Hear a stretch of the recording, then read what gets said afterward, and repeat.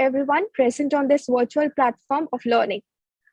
I, Professor Gaunika Verma, on behalf of Student Research Development Cell Shodha, School of Commerce, wing of Jain deemed to be University, would like to extend my hearty welcome to the speakers, head and coordinators of different departments, and research team members, students, faculty members, student coordinators, and very importantly, the participants from various institutions in India and abroad.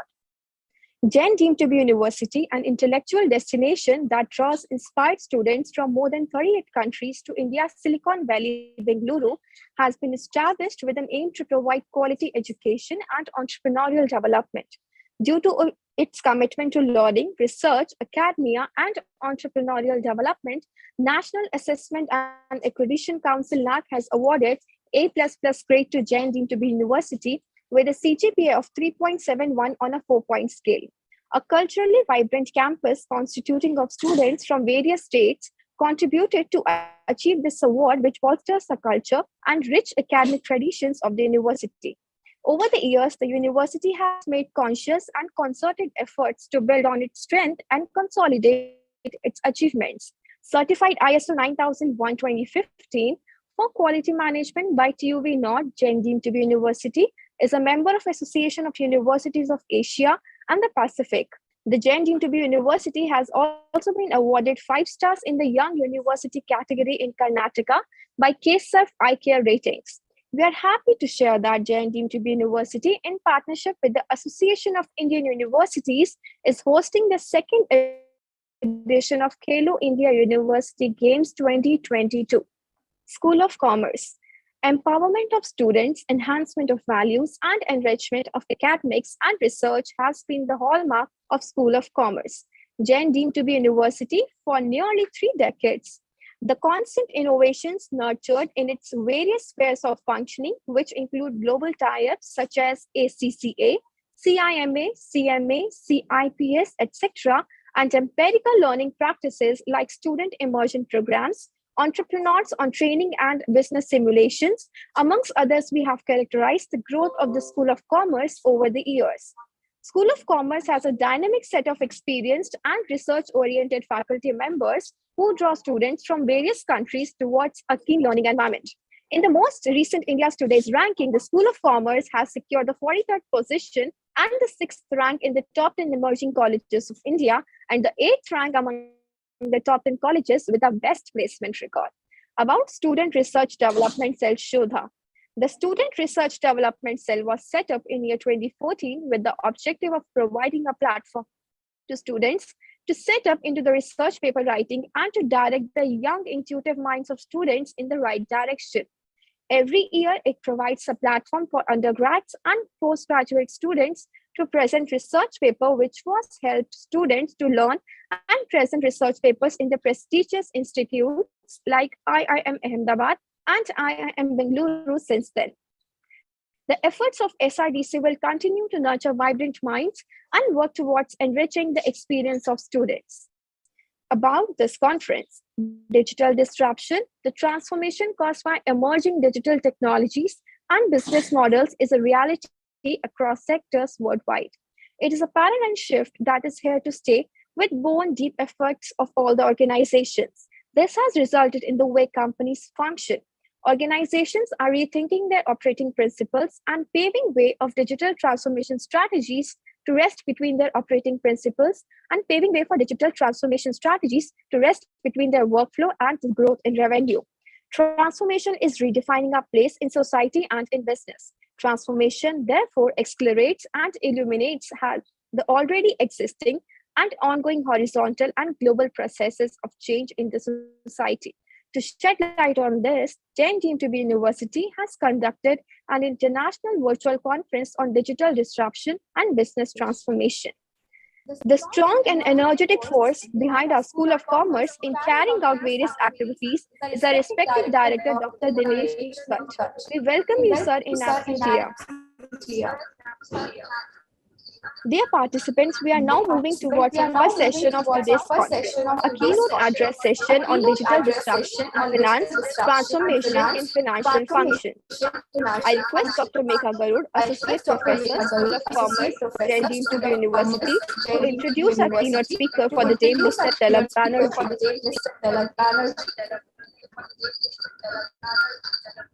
Thank you, ma'am. Success isn't about how much money you make. It's about the difference you make in people's life. Mr. Tilak has been a global ambassador for innovation and automation. In a career spanning more than 22 years, Tilak has headed global business services for several top multinationals and has been recognized as a leading intelligent automation, robotic process automation practitioner, and one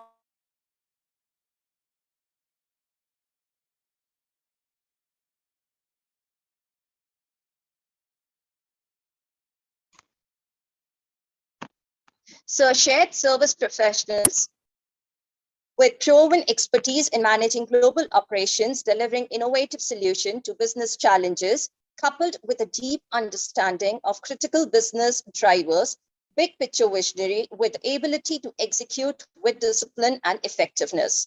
A speaker of international rapport on various topics pertaining to the industry and recognized as a leading RPA practitioner and one of the top thought leaders of the shared service industry by several global forums.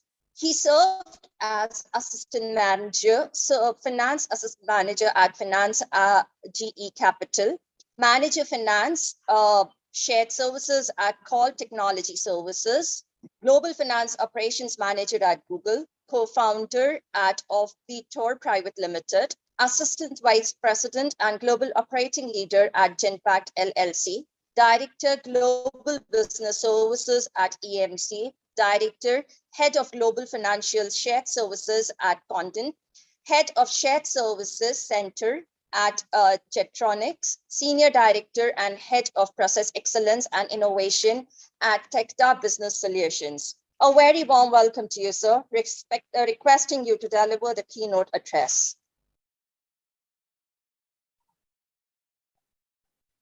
Thank you so much, Megha ji. Thanks a lot for the introduction. I hope I'm audible to everyone. Yes, sir, you're audible. All right. Thank you, Gauri. First of all, thank you for having me over here. This is an opportunity which I normally do not miss, simply because of the audience, because all of you folks who have dialed in today, you are the future of the corporates who are depending on you, who are banking on you, and it is very important that you also get a perspective of what is happening in the corporate at this point of time. And the topic of today's discussion is very relevant. It is, you hear about it everywhere. There is always a talk about disruption. There is always a talk about transformation, which is happening in finance and several other areas in business. Today we are going to talk about the digital disruption in finance, and I will share a presentation which I've just made for this occasion, so that we can we can have a conversation on this. But the thing is, I have consciously stayed away from a lot of data, because you would have a lot of data and graphics available. I'm sure you're Googling that, you're finding that. For me, what I thought would be more relevant is to talk about certain practical aspects of the transformation that I have seen as an industry insider and as a practitioner. So if that adds value, I would be very happy. And this session, I mean, this topic is so vast that it is an hour is not enough, a day is probably not enough. It requires a prolonged discussion, and which of course this platform would not allow us to do, but I would be more than happy to connect with all of you who are there in the audience today. Just reach out to me over LinkedIn if you have any questions which do not get answered today because of any time constraints. I would be more than happy to respond to you individually. All right, let's pull up the presentation. I would be sharing my screen. Yes, I'm not.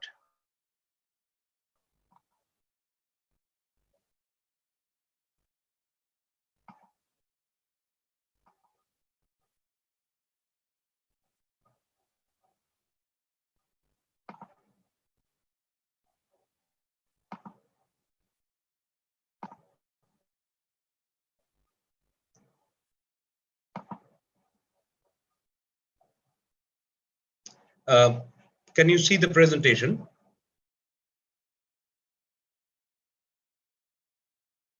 Gonika, is the presentation visible? No, sir, not yet. Okay, let me see.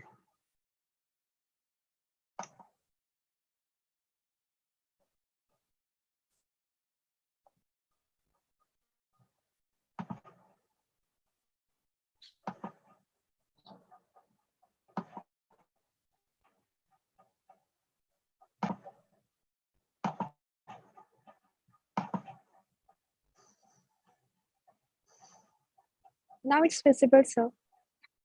It's visible? Perfect. Yeah. All right, thank you.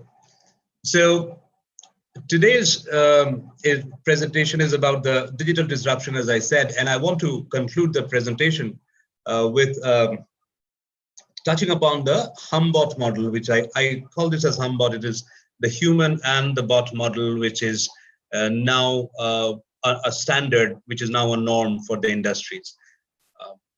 So let's do a quick reality check.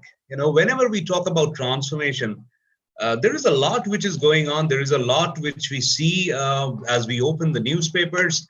So what do the humans, that is us, what do we read in the morning news? We read about the impacts of automation. We read about the job risks of automation. What is going to be the total impact, and how threatened are we by the bots who have come to take over whatever we do as finance professionals or accountants? So that's what we get to see. So what is this all about? Is it about job loss? Is it about new jobs? Whatever it is definitely a significant disruption. It is not something which we thought of a few years back. So how is it affecting the human workforce? So I had a chance to travel the globe talking about initially robotic process automation, which is probably like a foundation stone, you can say, and on which the intelligent process automation got built up. So everywhere where I have gone and I've met up with people, I've met up with people from the corporate, from the government, from different institutions and universities like yourself, I collated a few questions which always come to me. So the common human concerns, as I put it, are these: that will I lose my job? Would all my years of experience go to waste? And what is this RPA anyways? We keep on hearing about it. What is this finally? And how long do I have? Will the world change from tomorrow? What types of skills would be relevant for the future? Do I have to reskill myself? Who will help me I'm so reskill? sorry, sir. Sorry to interrupt you. Will the Sir, yeah, could you please make it a slideshow? It is at slideshow. It's a slideshow here. How do you see this? Sir, actually, it is not appearing as a slideshow in the screen. Would you be able to then take the control and see what you have to do for this? Is it possible? Pardon, sir?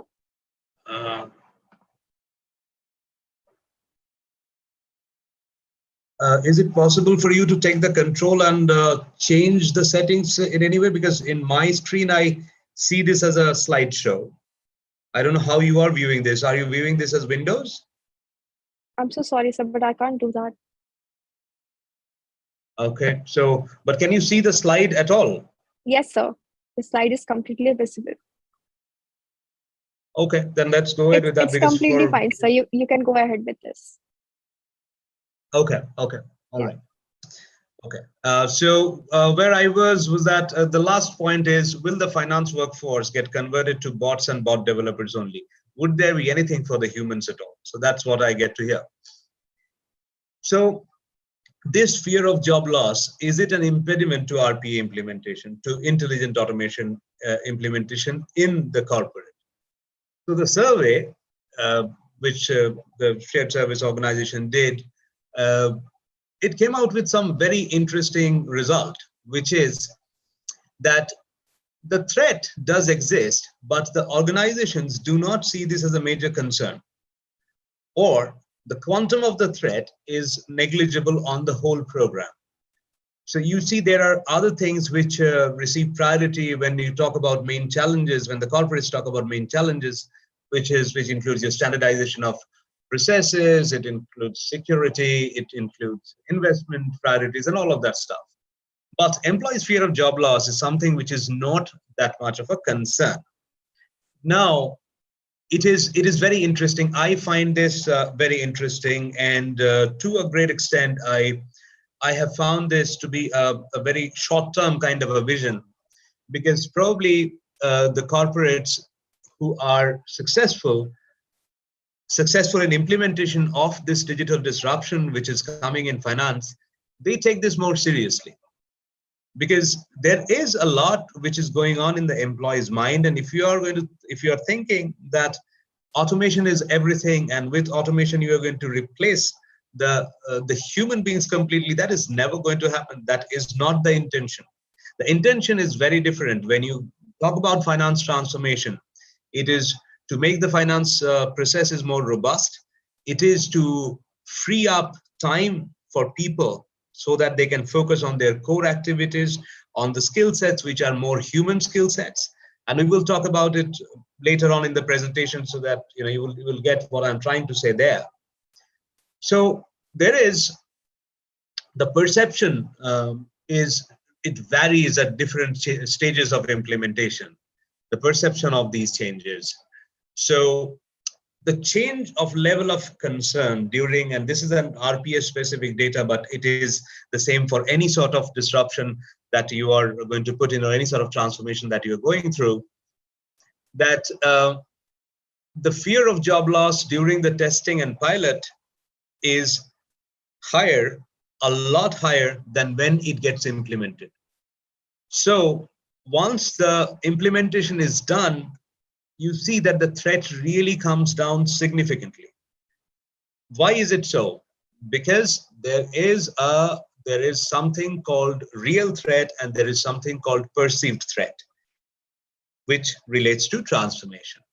And here, I just wanted to spend a moment, though this has got nothing to do with transformation directly, but I do believe that as professionals, as you enter the industry, you need to understand that the world that you're going to enter is transforming so fast. You need to be aware of the change management practices, which is going to make you successful. So here comes the need of understanding the real threats and the perceived threats. And as the finance processes go through transformation, what are the common change management practices? I'm so sorry interrupting you again. I'm so sorry, sir. Sir, but your slides are not changing. Could you please stop sharing and share it again? Let me try that. Yeah. Okay. Maybe a bandwidth thing.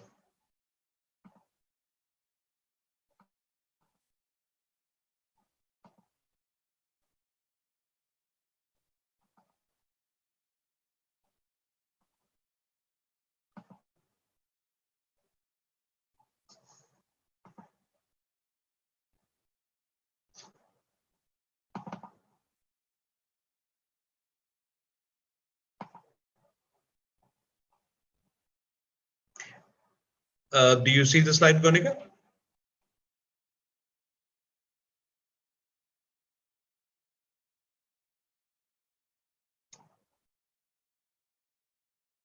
Is the slide visible? Yes, slides are completely visible. Could you please change the slides? Which slide do you see? Do you see a slide on change management practices? Yes, sir. Okay, let me change to the next one. Is it yes, changing? Sir. Yes, sir. It's changing now. Thank you. Okay, and let me try to put it on slideshow. Let's see if that also works then. Is this working now? No, sir. Okay, for some reason the slideshow is not working. All right, Yeah. I'll just flip through the slides. Okay, I'm in the next slide now. You can see the change management at the time of disruption, that slide. No, sir. Change management practices only.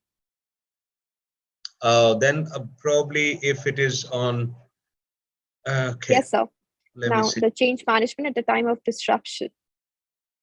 All right, all right. So I guess what is happening is if I put it on a slideshow, then the slides are not changing. So I'll keep it like this. Okay, all right. Okay.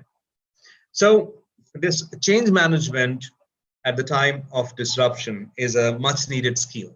And when I say it's a much needed skill, it is you would need that to address the real versus the perceived hurdles. And whether the traditional method of change management also helps here is a question which I often get asked. So the answer is yes, the basic fundamentals do not really change, because one of the key elements of managing the change is information, sharing of information.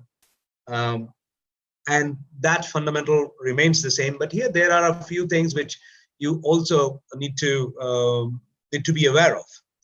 So this is a busy slide, so I'm not going to drain the slide, but what is most important is, because it is a significant disruption to the way the processes happen in the corporate and to the way people were used to doing their work, it is very important to get an executive commitment for implementing these changes. You need to create a master plan and get a sponsorship of somebody like your CFO who really believes in this initiative. And then you need to identify your stakeholders, your influencers. You need to then find out there are several things that you have to look into. There are training plans, there are business continuity plans, there are risk, there are HR policies which you need to modify. Lots of things you have to, this goes as a part of this initiative. So creating that framework of change is not something which you do in isolation. That, well, I go ahead and identify certain processes or parts of the processes which I'm going to automate through and transform this all together. It is not as simple as that. There are so many things that you have to do along with in order to make this a successful initiative. And do always keep in mind that the perceived hurdles are often bigger and could prove trickier to manage. So the complexity and uniqueness of the processes is something which always comes out as one of the things where the naysayers or people who are not, who have not really are bought into this idea, they would say that my process is very unique and it cannot be done. So beware of that. Do an objective analysis. Loss of control, end customer impact, bots going rogue. So, there are several things which I have seen come up in different organizations that I've worked for, which were nothing more than perceived hurdles. And if you can address them upfront before these become hurdles, then you have won your battle initially at an initial stage. All right. Okay, so let's move on to what is changing. So what is changing in these processes are, the digital workforce. There is an evolution which is happening. And when I say the evolution, you all know about the emerging tech which is there. There are so many things that we keep on talking about. There is RPA, there is OCR, there is NLP, there is machine learning models, there is AI, chatbots. All of these things, all of these terms are now, you see people using a few things interchangeably even. I believe that, it's an evolution which is happening. As human evolution, the bots are evolving. So RPA was the starting point, as I said. RPA was the starting point where all routine and repetitive stuff which finance professionals did, that could be automated through RPA. What are those processes? We will talk about that in the next slide, but these are rule-based transactional stuff, high volume stuff, repetitive, and without exception.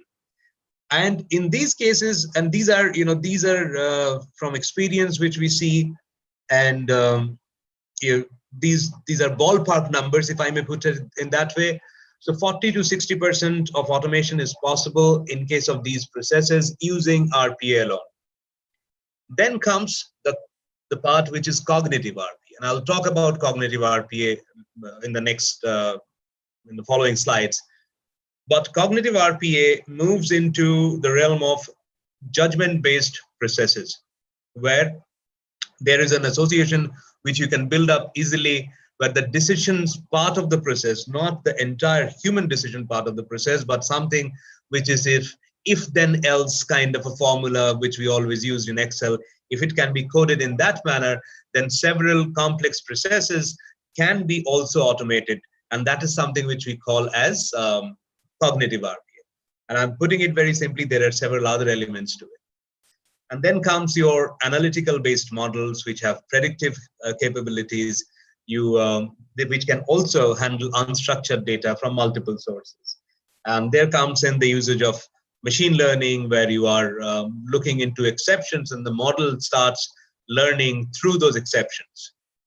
Then the AI-based models, which are being, right now it's being used in a number of areas. So which are self-learning models, has cognitive abilities. This is used mainly for your, this is used in fraud prevention, risk detection, anomaly detection, anything which is out of pattern, and also for predictive purposes. And this AI models actually should be able to perform self-analysis and make decisions in a few areas where this is in vogue at this point of time. And I see this taking off, and I also feel that this AI is a very, very loosely used term.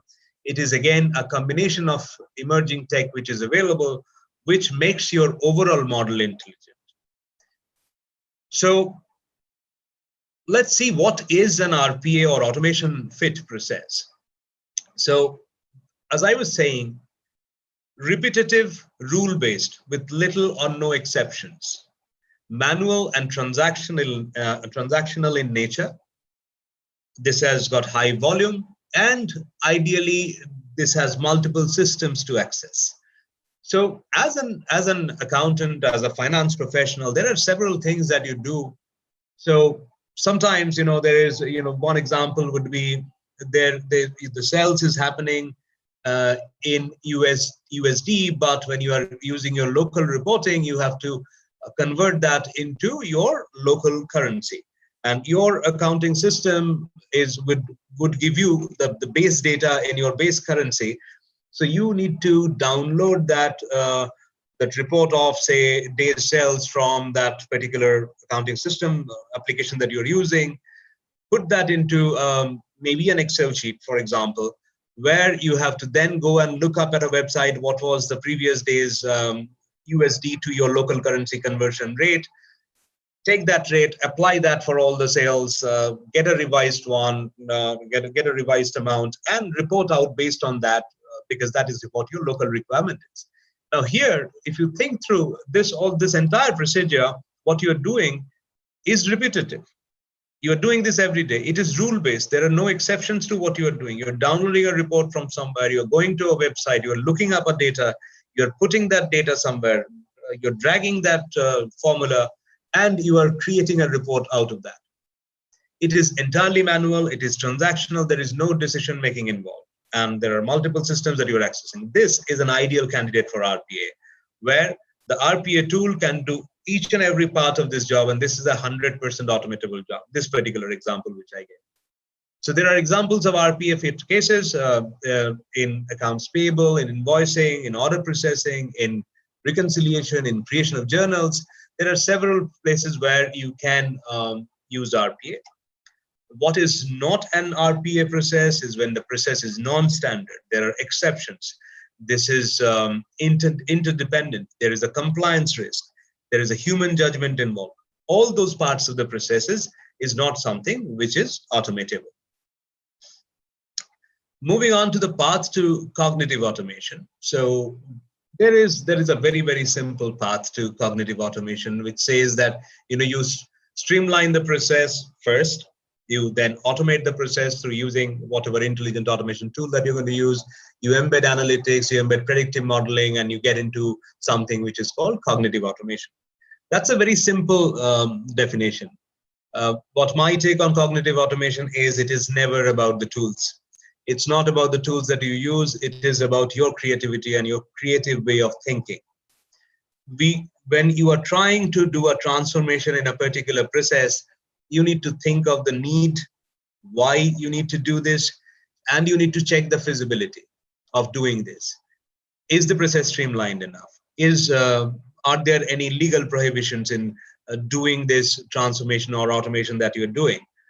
So check all of these things. It's a huge laundry list. So you do the feasibility check, and then based on that, you find out which tools fit the solution that you've designed the best. What are the ones that you need? So that gets you to the cognitive path very easily. Automation, or this transformation, is here to stay. And this is, I just wanted to touch upon this once so that you get the thought process going. We all hear a lot about ESG. We know that sustainability is something which global companies are now focusing on, and this focus is going to increase because of the situation that we are in, because of the entire environmental focus that we have, that the world is moving to. So as sustainability emerges as one of the key focus areas, automation would play the role of an enabler. So as you transform the way you are working, it is going to help you stick to your sustainability goals. One of the examples is, automating the data centers to power down during periods of inactivity can significantly reduce electricity use. That's something which UiPath has done recently, and this was from an UiPath report. Then their automation can also create efficiencies that reduce paper consumption or completely do away with this. So there, it is a continuous list of things that you can do, which ultimately has a huge effect on your carbon footprint, or on saving of energy, or whatever sustainability motive you have as a company. Moving on to the human part of it and the reskilling of the humans. So this, I believe, is one of the things that corporates need to look into as they are going through this transformation. So what you are doing is you are introducing something which is like you are introducing a change in the way people were used to working, and you are saying that a part of what your part of the job role that you had is going to be done by a bot or a digital worker. So as you set this up, it has to be, again, as a part of change management, it has to be an inclusive effort. You have to get people in the process and cannot keep them out of this entire change process. It is not something which is driven in isolation by your IT team, and while the operations team or the functional team sits at one side. No, in order for this to be successful, you have to get your operations people involved and trained and upskilled. I can talk from my experience. I have seen this happen at 3 of the corporates that I have implemented this. When we set up the intelligent automation COE, of course, you needed to get some skills from outside, which were purely technical skills. But the fact that RPA tools are now such that people can easily get trained on that, irrespective of the background that they come from. I have had this, I've seen this, that a lot of accountants, commerce graduates, they have picked up this the coding part very easily, and because there is nothing really as hardcore coding when you talk about simple RPAs or simple bots that you build. It is more like a drag and drop model now. The tools are becoming easier. There are training programs available, and within, say, 5 or 6 weeks of training that you give on the tool, people can start developing their own bots. These are ideally attended bots, but this is again to make their lives easier. And this is the way for large scale uptake of automation. So in order to do that, the corporates need to, and the corporates are doing this right now. So RPA training is something which is available in most of the organizations. They're thinking about this. We call this model a citizen developer model. So in order for that to be successful, this is a free training which is imparted, and then there is a certification which can be given to people. And it is very important that HR works very, very closely to create automation, a parallel career path. From my organizations, which I was leading in finance shared service, I mean, people who were into, say, billing, people who were into collections or accounts payable clerks or whatever designations you say, these people who were individual contributors and doing their regular job, they have decided to move to a COE role, a Center of Excellence role, Intelligent Automation Center of Excellence role. And after the first level of training, which gave them the basics, they wanted to get to a point where, because they found this to be interesting and they knew this line has a future, this is a stable career path, they started getting trained on this. They showed interest, and this goes a huge, a long way for retention. And the companies also can sponsor further advanced training for the employees who show that interest, so that they can shift their line altogether and become aligned to the intelligent automation COE, moving away from their accountant's job. So these things are happening. So these IA or intelligent automation job families need to be introduced. There's IA specific roles need to be introduced, which are not there in the organization or in a classical organization. These are not there. We need to lay down the goals for a hybrid manager. Now, who is a hybrid manager? So right now, before a few years back, you had human managers managing a human workforce, but that is not the case right now. In the last organization that I had, that I was working, I mean, there were hundreds of digital workers and bots who were doing their piece of the job every day and who were aligned to a particular team. So these digital workers, or bots as we call them, they work with the human workers. And as a manager, now you have to manage this hybrid workforce, where it is not only managing your human employees are doing their performance appraisal, it is also about how you manage your bots. How do you appraise your bots? Lots of things and lots of very, very interesting things have come up right now, which requires the HR intervention, which requires senior leadership intervention, so that people are aware as for this change scenario, what are those things that they need to do as managers, or what are expected out of them as managers. This is really an interesting point, and I hope you are noting this, because this is the future. This is where it is right now, and as we talk, it is a reality.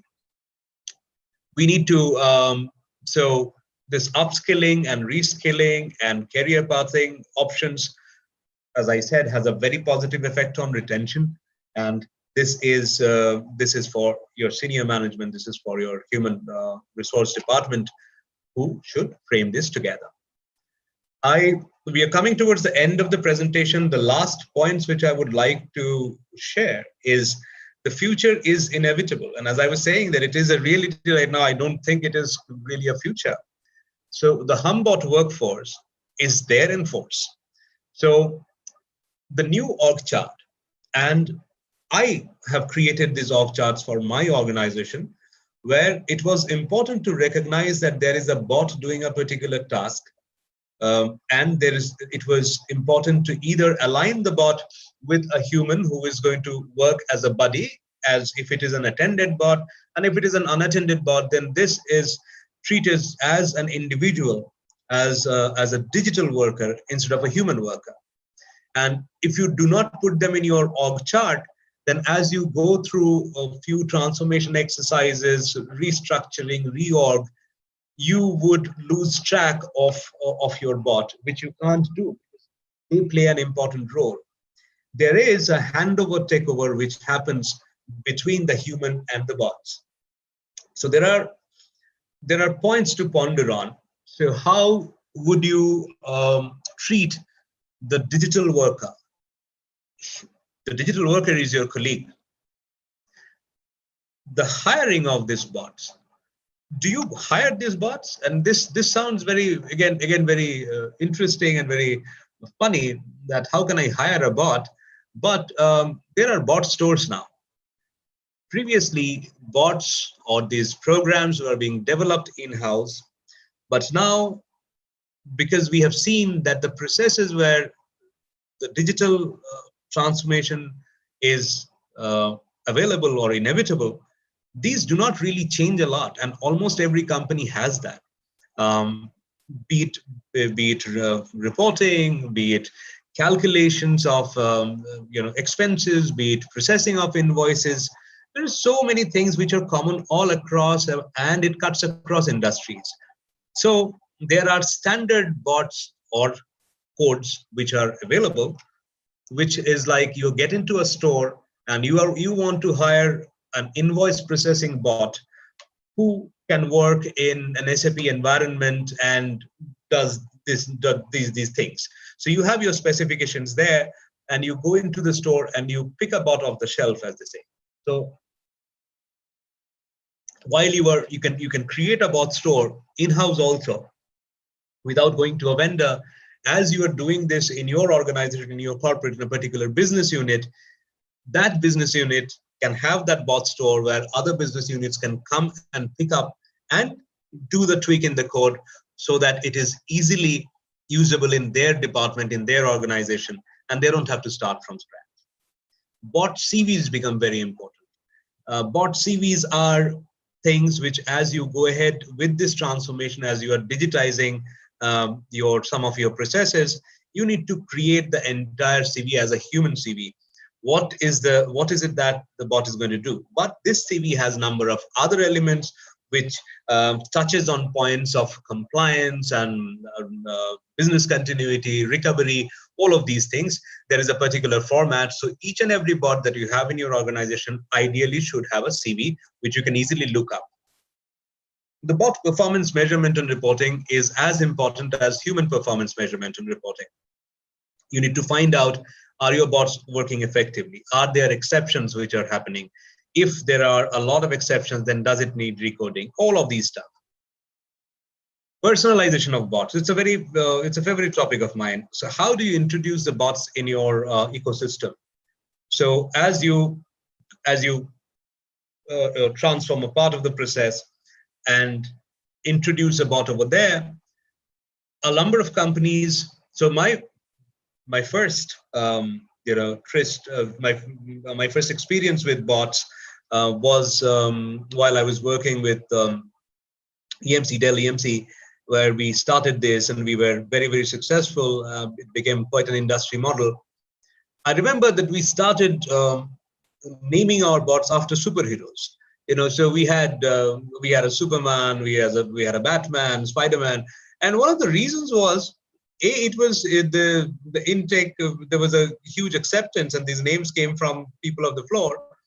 But the other point was it left a very distinctive audit trail, because when your bot is doing a transaction in your ERP, it is through that bot login ID, and you can very well get an easy data dump, a distinction that which is a part which was handled by a bot, which is a part which was handled by a human, right from this naming convention. Then I have seen companies just go ahead and name them in a very neutral fashion, non-human fashion. Accounts payable bot 1, accounts payable bot 2, and like that. Or there can be absolute human names, Suzanne, Tilak, whatever. So you name them as you would name your human colleagues. So what identity you give to your bots is something which you need to think through, and there is no recommendation really here.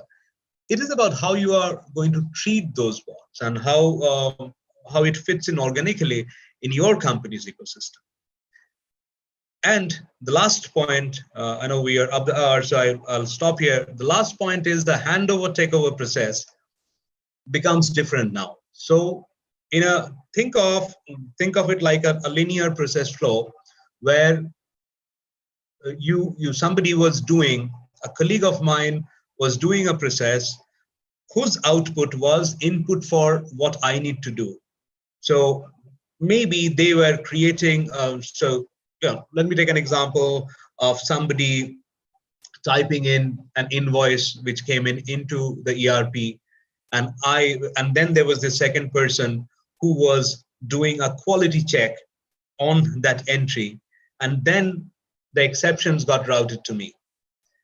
I was very comfortable working with the person who was doing this quality check, who became a friend of mine. Now you introduce a bot for the first worker's place who picks up the data and enters it into the system without any supervision. And if it is, when you put in a bot in there, it is going to be 100% accurate all the time, unless there are exceptions in the input itself, which is going to be rejected upfront. So there is no reason for a quality check after that. So the colleague whom I was close to gets, the job is gone, moves to some other place, moves to some other work. So the handover now comes to me directly from the bot, where I do the next part. The volume increases a lot because it's the bot processing 24 hours and at a much, much faster speed than a human can process. So all of these things has an effect psychologically on the human being. And it is very important to manage this or to understand this. I have found that a number of companies do not really look into this as a point that they have to ponder or is something that they should consider. But, I will end with this incident. This was while I was in Manila. There was a conference and there was a panel, and I was conducting that panel. One of those panel members narrated a very interesting incident. It was a bank, so they had their digital workers as well as human workers, and they had implemented this for quite some time. So the human workers were very much used to these bots. So this bot named Sheila was working with another elderly woman. When I say working with, so as I said, the processes that Sheila did, the output was passed on to this woman, and this lady would go ahead with the remaining part of the process. One day during the daily huddles that you have, where the team performance is assessed and or your performance is reported out, everybody was in the room, and the manager said, because of some problems, Sheila is being taken down and she would not be available over the next few days. When that was said, the woman, the lady who was the second in line in the process from Sheila, she actually had tears in her eyes. Now this is very, very interesting. So you have become so attached to your digital colleague that the fact that your digital colleague would no longer be there makes you emotional, which tells you that if how you introduce your bots, how you start building that environment and manage this entire process is very, very important to understand and to recognize. Again, there is no set rule or set solution for how you drive these transformations within your organization, but there are several questions that you should try to answer before you do such things. And as the new combined workforce of the future, we must learn to adapt, to collaborate with the machine. And when that collaboration happens, the end result is far more strong. Thank you for that. With that, I'll pause here for any questions that you might have. Thank you so much, sir, for sharing your wonderful insights. The participants can now ask their questions in the chat box. And before that, I would request you all to switch on your videos for the photographs.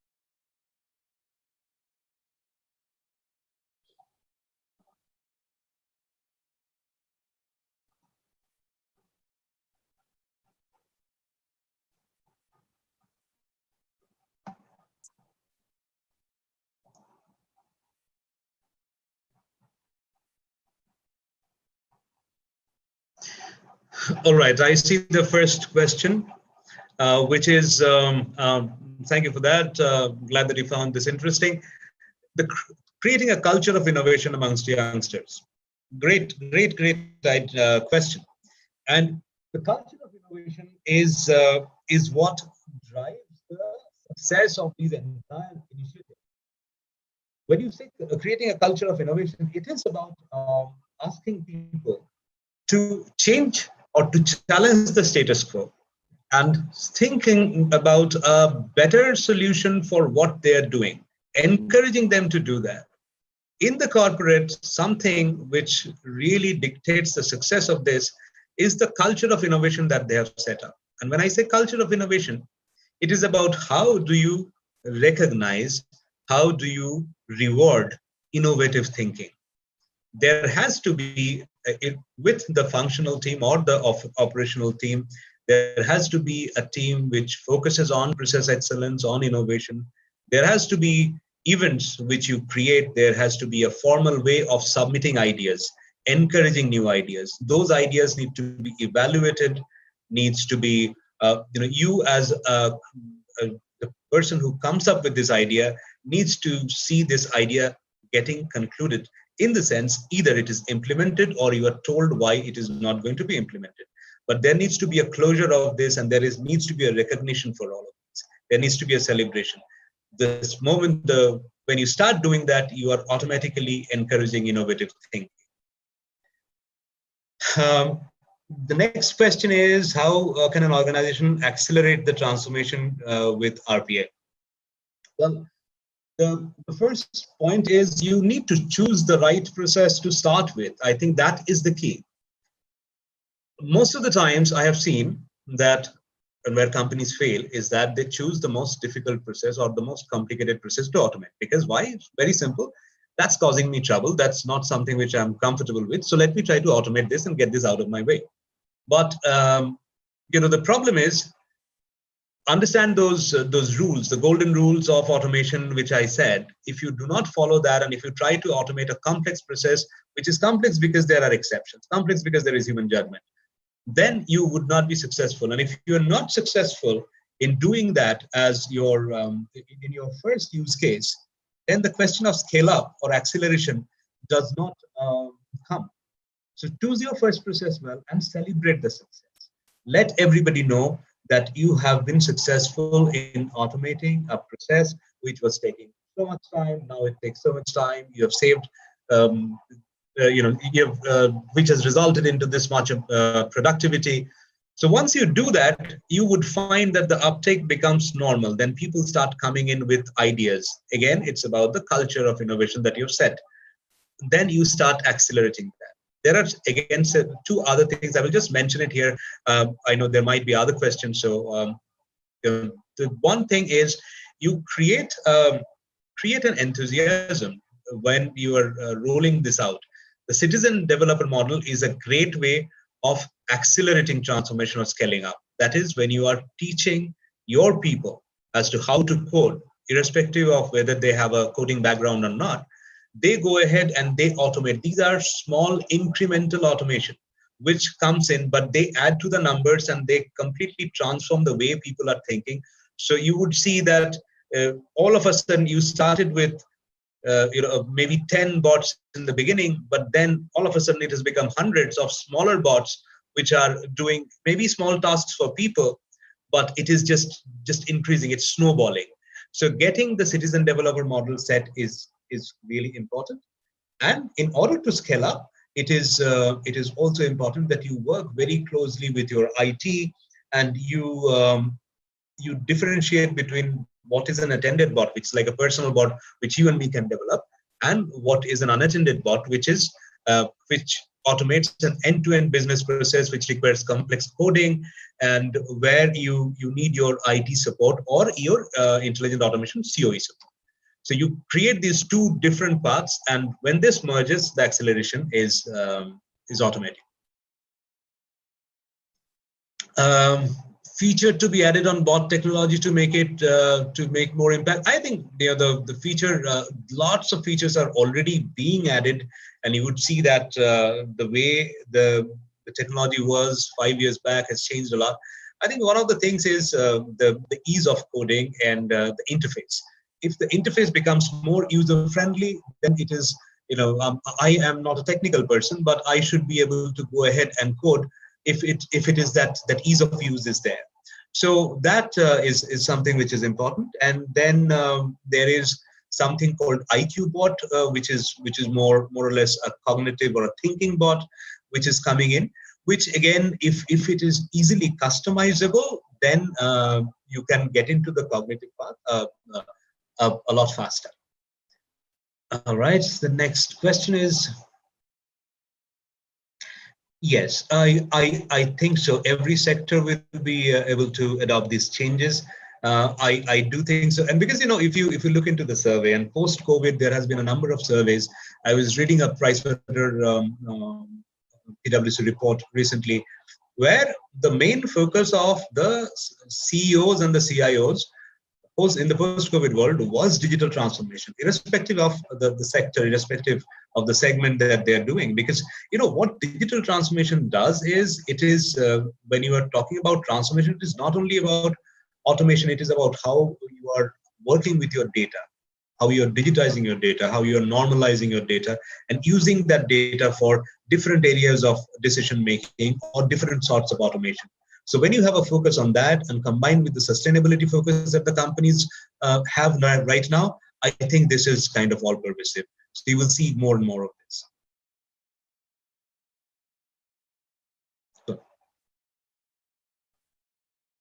So there's one more question. Redesign the roles in automation. If you can elaborate a bit more on that. When you say redesigning the roles, are you talking about the typical roles which are there in an intelligent automation COE, like a solutions architect, developer, those sort of roles? Or are you saying that the functional roles itself are redesigned through automation, which is, if you are an AP analyst, it becomes a different role? If you can elaborate on that question.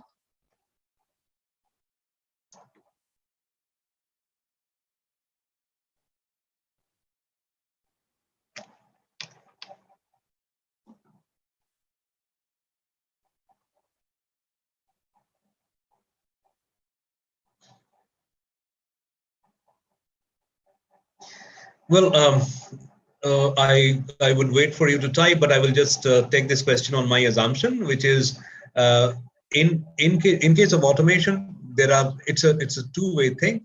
That when you automate a part of the processes that a person is doing, the role or the job description. Say I came into a company with a particular job description, and I was supposed to do A, B, C stuff.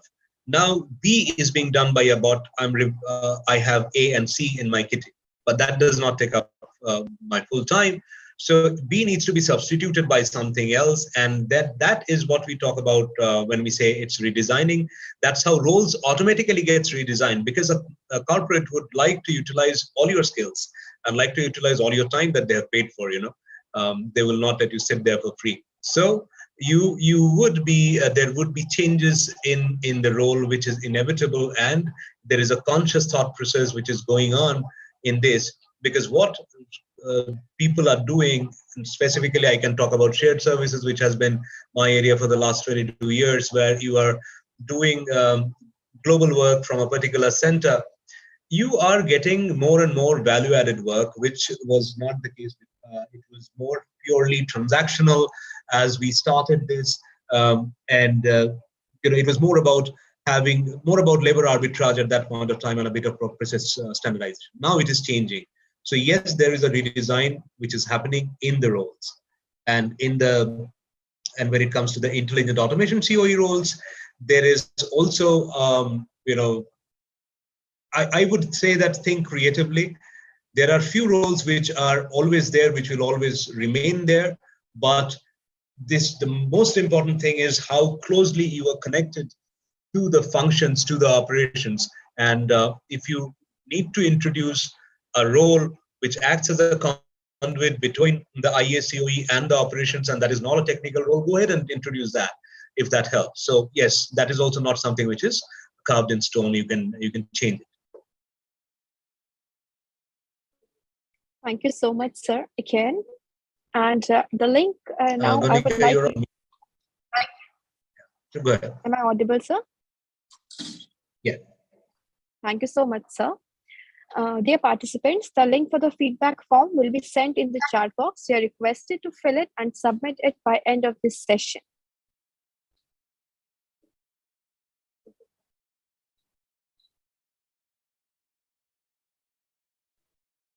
It was a wonderful session, sir. Thank you so much for your presence and sharing such a wonderful insights on digital disruption, transformation, bots. A very nice concept, sir. Thank you so much.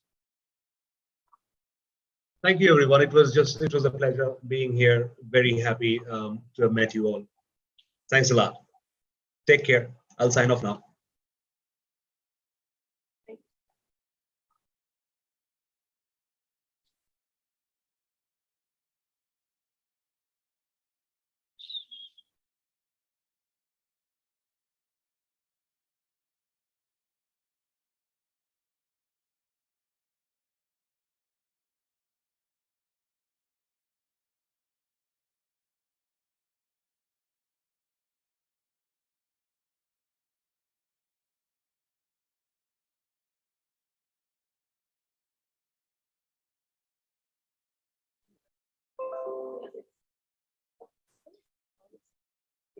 Dear participants, we will now break for 15 minutes and join back for panel discussion at 11 a.m.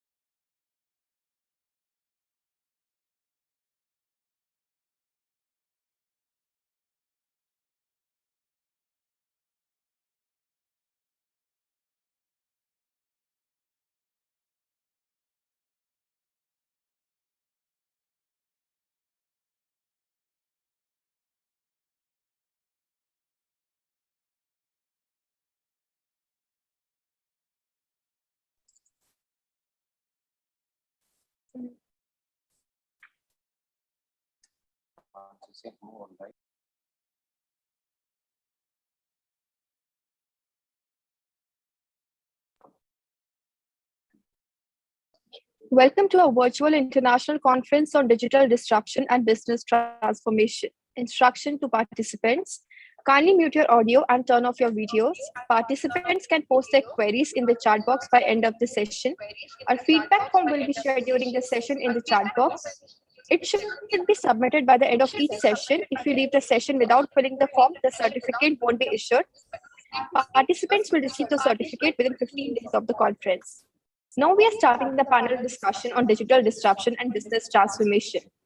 I now request Dr. Megha Garur to introduce the panel moderator, Dr. Anni Arnav, Associate Professor, School of Commerce, Jain Deemed University. Thank you, ma'am. Some people dream of success while other people get up every morning and make it happen. Dr. Anni Arnav has bachelor's degree in arts from Bangalore University, master's in business administration from Vishweshwaraya Technology University, masters of commerce from IGNOU, and PhD in management from Jain University with around 17 years of experience in IT, ITES, education, and training industry, specializing in HR and training.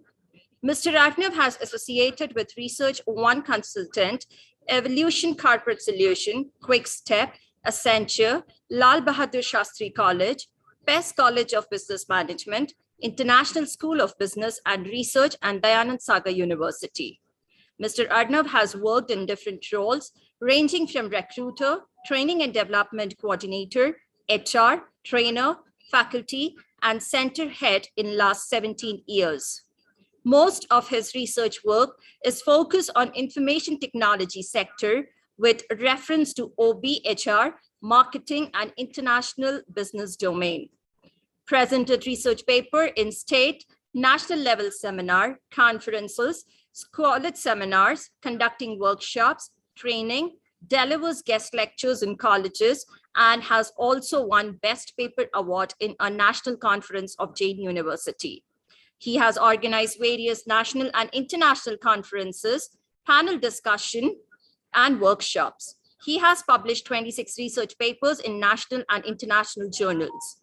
He possesses training experience at all levels, like students, managers, directors, and others. Mr. Arnav has completed trainer certification by British Council UK to train students for IELTS part of Cambridge University ESOL examination. He has also completed teacher support program for BEC from British Council. He has also completed trainer workshop to train students from TOEIC by the ETS Associates. Certified Interpreter of Personality Assessment Certification Program. He has been the resource person for FDPs, chairperson for conferences, moderator for panel discussions in conferences, panel member for judging competition and paper presentations on invitations. Awarded with Best Professor Award by Pondicherry Academic Researcher Association, Pondicherry, India in 2019. Awarded Professor of Excellence in Teaching in Higher Education by International Organization. Global Research Foundation in association with High Rank Business School, Delhi, India. He has also won 2 awards in Accenture for outstanding performance in 2007 and 2019. Facilitated with a comment for Lions Club and Lions Seva Trust for outstanding service in society in the education field in 2013. Dr. Anni Arnav is currently associated with School of Commerce, Jain Deemed University as Associate Professor. I welcome you, sir, and hand it over to you.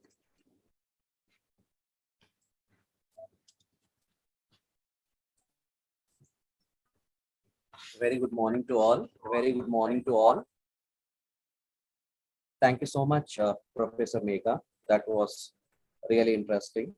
I got motivated to do more in today's session. Thank you once again so much. It's my privilege of this conference as the panel moderator. Thanks to Student Research Set, Shodha, School of Commerce, Jain Deemed University for organizing such wonderful conference. which is very apt for the current scenario. There is nothing more difficult to take in hand, more perilous to conduct, or more uncertain in its success than to take the lead in introduction of a new order of things, says Niccolo Machiavelli. Digital disruption, the transformation caused by emerging digital technologies and business model, is a reality across sectors worldwide. It's a paradigm shift that is here to stay with bone deep effects for all organizations. Transformation is redesigning our place in society and in business. Transformation, therefore, accelerates and illuminates the already existing and ongoing horizontal and global processes of change in the society. Without further delay, I would like to introduce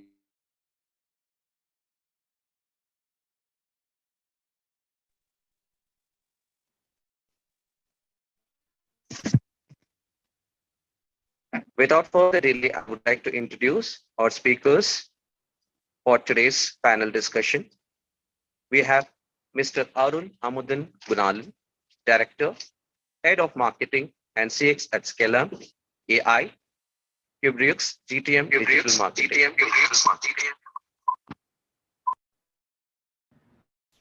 Hi.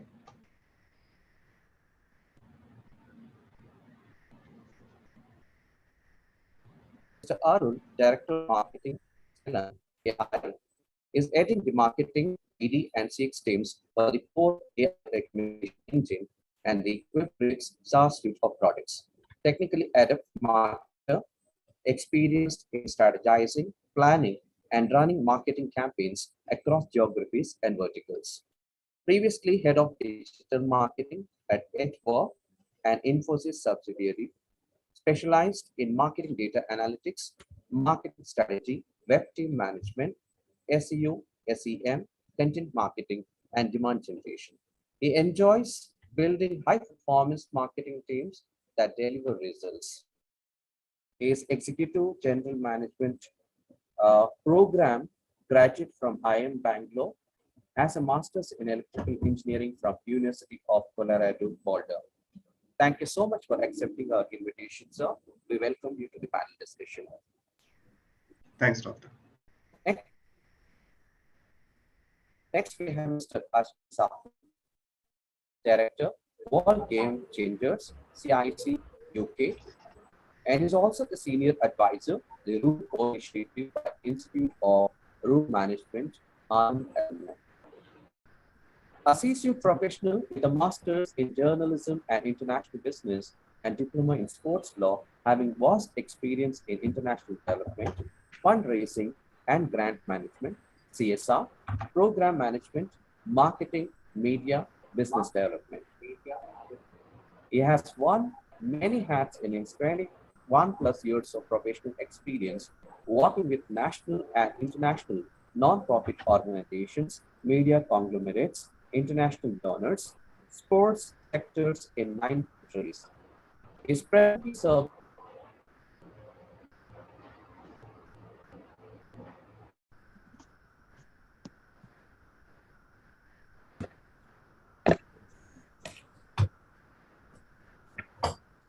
is presently serving as a board of director with World Game Changers, a community interest company.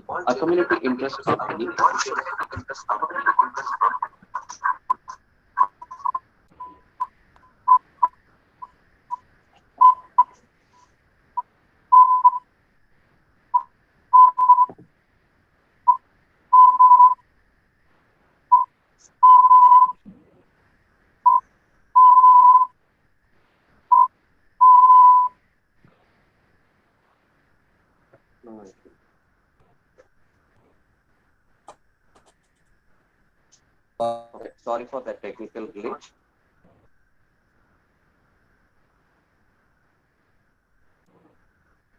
Mr. Sahu is the director of Game Changers.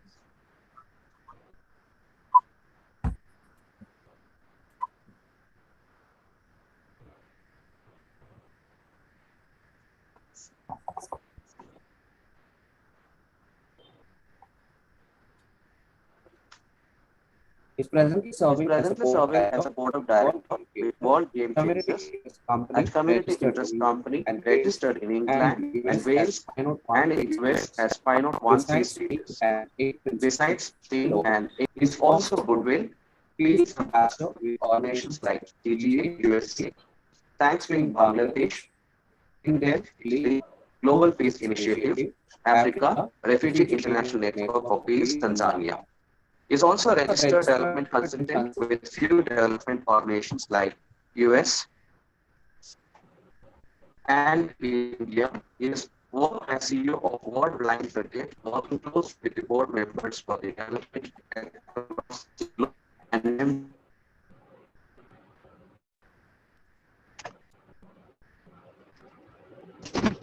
enabling the achievement of outcomes by identifying, influencing, championing change, embracing diversity, removing potential barriers to success, and leading others in a professional manner. He has experience in engaging externally with other stakeholders and has raised organizational profile and communications. As a leader, he looks at both internally and externally for high-level critical thinking to identify links and single out critical issues, risk, and make informed decisions. Even with limited info, engage beyond the organization's boundaries to achieve overall objectives. A successful career is made out of many failures, and to fail every time a person would require implementing a new strategy every time, and in the end, he will surely discover the best strategy in terms of desired output. Is always brimming with fresh ideas to implement and practical solutions to problems, being observant and alert to the nuances of human character and emotions. We welcome you to the panel discussion, sir. Thank you so much for Thank you very accepting much. our invitation. Thank you very much. Next, we have Dr. Venugopal.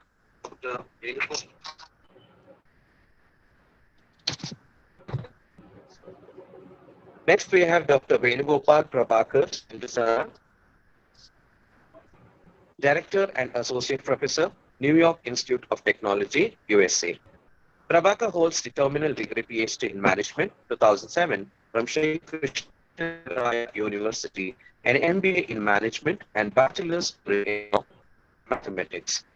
Previous teaching experience includes 5 years as assistant professor in the School of Management at New York campus, Amman and Abu Dhabi from 2013 to 2013, and as associate professor at the Abu Dhabi and New York City campuses 2013 to 2020. Currently serves as program director of accreditation maintenance and impact and is a member of the continuity of operation leadership team held at the School of Management. At the Abu Dhabi campus,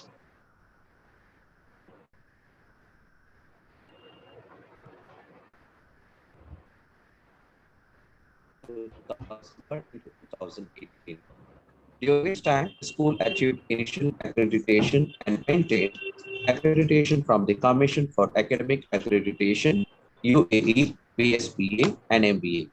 He successfully led the school's efforts when the School of Management Abu Dhabi campus earned initial AACSP accreditation and also maintained their AACSP accreditation status without deferral or contingencies following their 5-year periodic continuous improvement review, January 2020. He also serves on New York Tech Strategic 3-Year Planning Committee that oversees the strategic planning of the university. His paper, Influences of Distributed Leadership on Teamwork and Services in HEI, won him the Best Paper Award at the International Conference on Organization and Management 2017. He is also the recipient of the Distinguished School of Management Faculty Teaching Award in 2021, Dean's Distinguished Service Award in 2021, Outstanding Contribution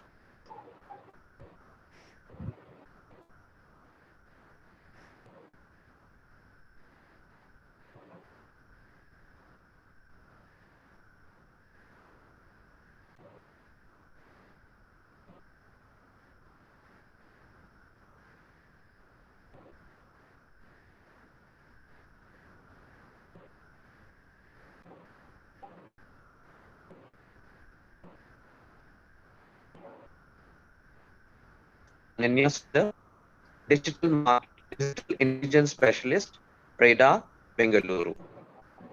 Ananya Sundar is a passionate techno solution enthusiast with about 10 plus years of experience in analytics and social media listening. As a digital As a digital intelligence specialist at Radar, an intelligence specialist award-winning at SaaS Radar, an platform for award-winning marketers, SaaS platform for marketers, she has had the privilege of working with some of the world's best and Fortune 500 companies. At Radar, Ananya works closely with marketers in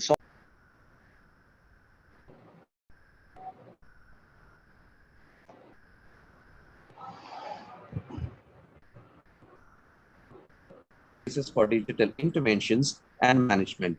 She did her EMDP program with IM Core in data analytics for marketing. She is also a recipient of gold medal for her master's program with TIFAC CORE in pervasive pervasive computing technologies. She has technologies. She has participated and won participated and several won awards several in awards in various various international international conferences conferences and and symposiums. symposiums.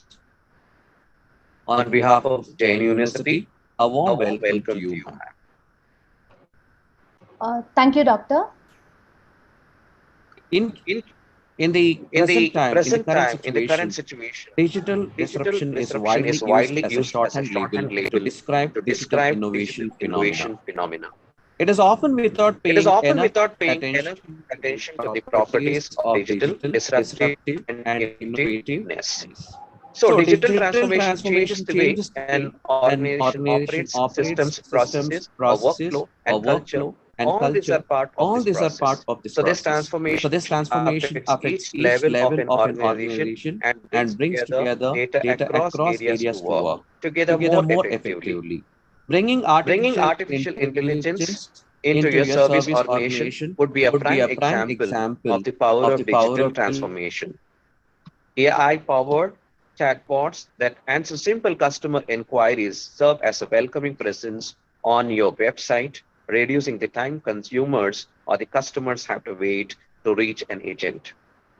Your success in life isn't based on your ability to simply change.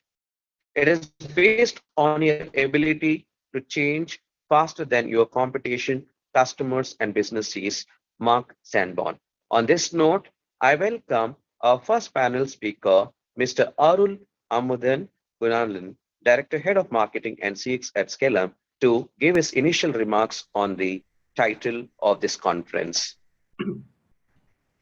Thanks, Doctor.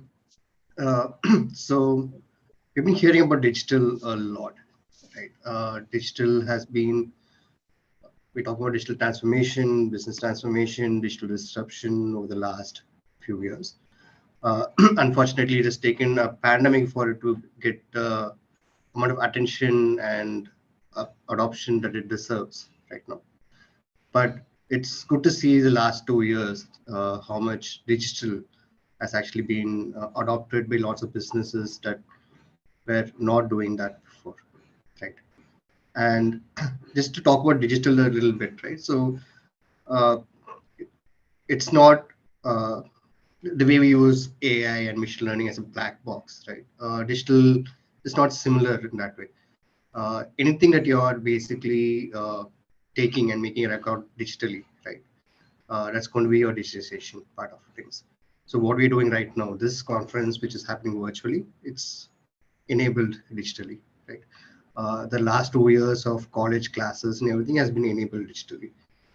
If we take any other business, even your booking your train tickets, IRCTC, your apps, all of these are basically examples of how digital is actually changing the world, right? So what does digital do basically, right? And why are people adopting this, right? Apart from the obvious examples of uh, the convenience that it offers people, is that what it gives you is that it gives you a lot of control. It gives you a lot of control over your time, where once something is digital, like how you're talking about your chatbots and all of these things, right? It saves you a lot of time for your customer service employees so that they can actually work on, critical issues. It gives a lot of time back to your customers when something is resolved just by a chatbot versus them calling and waiting online for somebody else to talk to them. It gives you a lot of control over your data, where it takes away from a lot of manual intervention that used to be there for data, where things were filed late, things were filed wrongly. And with this control over data, you're actually able to measure a lot of things in your organization and then change a lot of things in your organization. So data is always the main thing of what we don't talk about, but should be talking more about is like how data gives you control over your time control over your data, and it basically enables a much better work situation and also much better efficient work situation in a lot of places. Right? So how is this going to transform businesses? Right? If you look at anything from just a basic business management part of things, you're going to be looking at how we are going to increase your revenue versus decreasing your operational and other expenses. And digital plays a lot of part in this, the bottom area as well, where it's going to help you have a much better and efficient organization. There's a lot of automation coming in, a lot of control over this data that I just talked about, where it gives you visibility in a lot of your processes. It makes you actually look at how inefficient the processes are, make them more efficient, how inaccurate your processes are, and make them more accurate, and so on. Right. So it's become a thing where it's not just something that people just talk about now, and then you're talking only from consultancies or what we talk about in marketing outside. Digital is basically here to stay, and digital is something that people have to do at this point. The same way that having a smartphone and having a broadband connection at your home is now essential. All of these things are essential for business as well.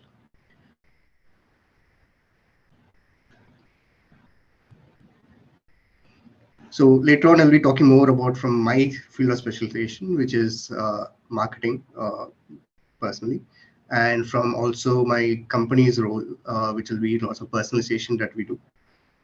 So we'll be talking more about that. But just a note on this first thing is that what it has enabled for me as a marketer, as a digital marketer, I just want to talk a little bit about that as well, because what I saw when I entered this field almost 10 years back is that the adoption was really low. We had the same tools at our disposal at that point, but the adoption for digital marketing as a tool was basically less. The marketing tech stack, which was actually evolved over time, is much more efficient now. But even a rudimentary marketing tech stack was not there in even the biggest of organizations. But what I see right now is that there's a lot of investments being made digitally. Companies are actually spending a lot on having a proper website, having a digital customer success team, having ways that your message is taken online and to virtual conferences, and how content marketing is.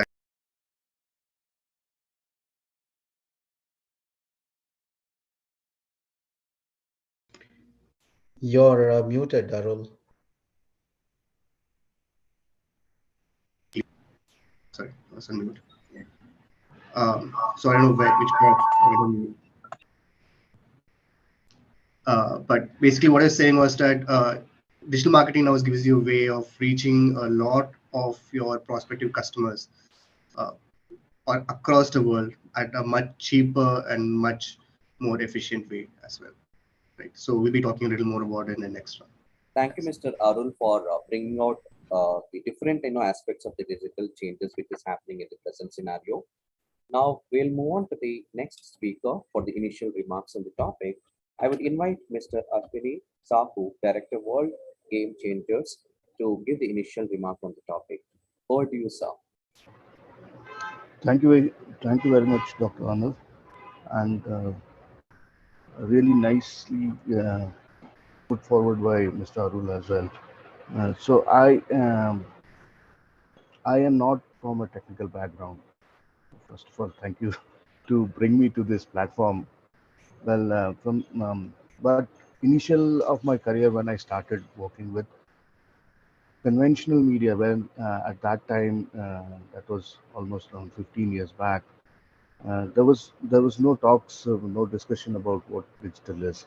And Mr. Arul rightly said, this pandemic has been maybe a boon for the digital world, where every organization, commercial, profit, for profit, non-profit, every sector, uh, starting from a very small business entity, has really focused its thought towards how to have an app or how to have a website, how to reach out to the customers, you know, and how this world, it has been a way of life now. The penetration of smartphone in every countries, and the availability of broadband services, and how sitting at any part of the world, you know, sitting at in your house, how you can access to everything which is available in this world. It is really changed. It is really a paradigm shift. It's really changed how business models work. Well, from especially talking about the social sector, I worked. Um, I have worked in Afghanistan, just to add here, where it is a terrain country, and where television also was not very much found everywhere. Radio was the only way of reaching out to people, spreading the news, doing all the outreach which social development organizations used to do.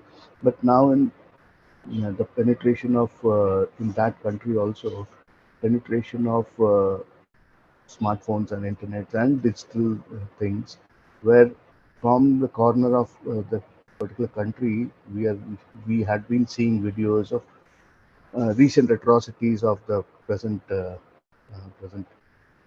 Taliban rulers, Taliban there. So I always follow that, and yeah.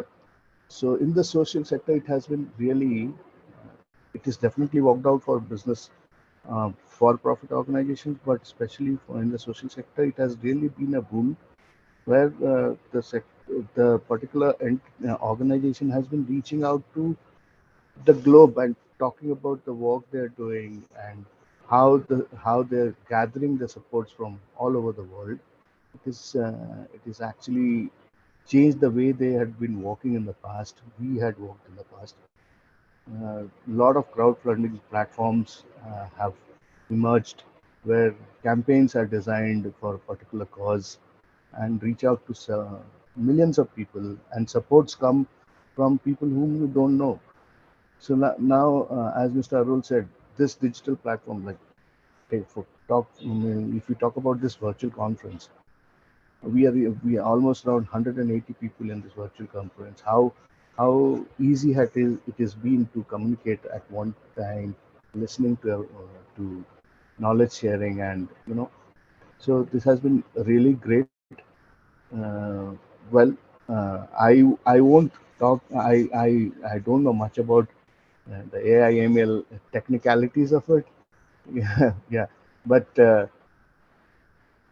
in the sector I had worked, they have started. I mean, the sector had started really changing the way it has operated in the past, introducing CRM into donor management and pulling out donor data, and then raising more funds.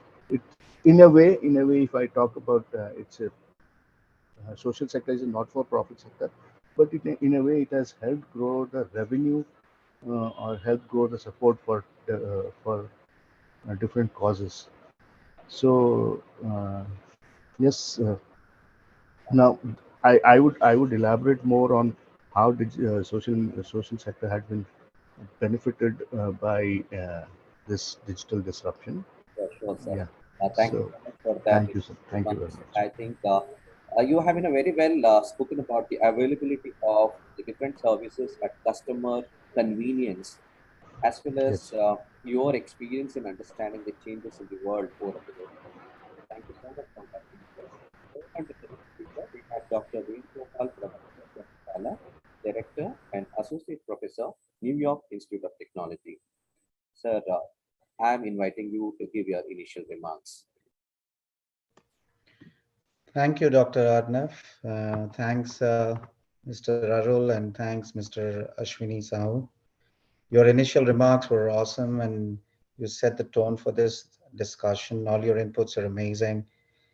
I would just like to share my own experience with say, digital platforms that we come to use so often these days. And as Mr. Arul rightly pointed out, the pandemic just made it even faster.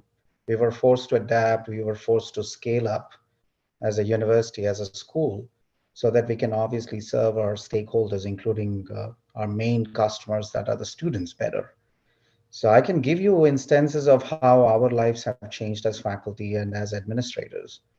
And I can tell you a lot of stuff that the university has done in terms of adapting to changes, in terms to collaborating with partners that offer these platforms, and the kind of training that faculty had to go through and the certifications that we had to be, prepared with, so that we can deliver the same high quality education that we promise and that we charge as a private university in the US.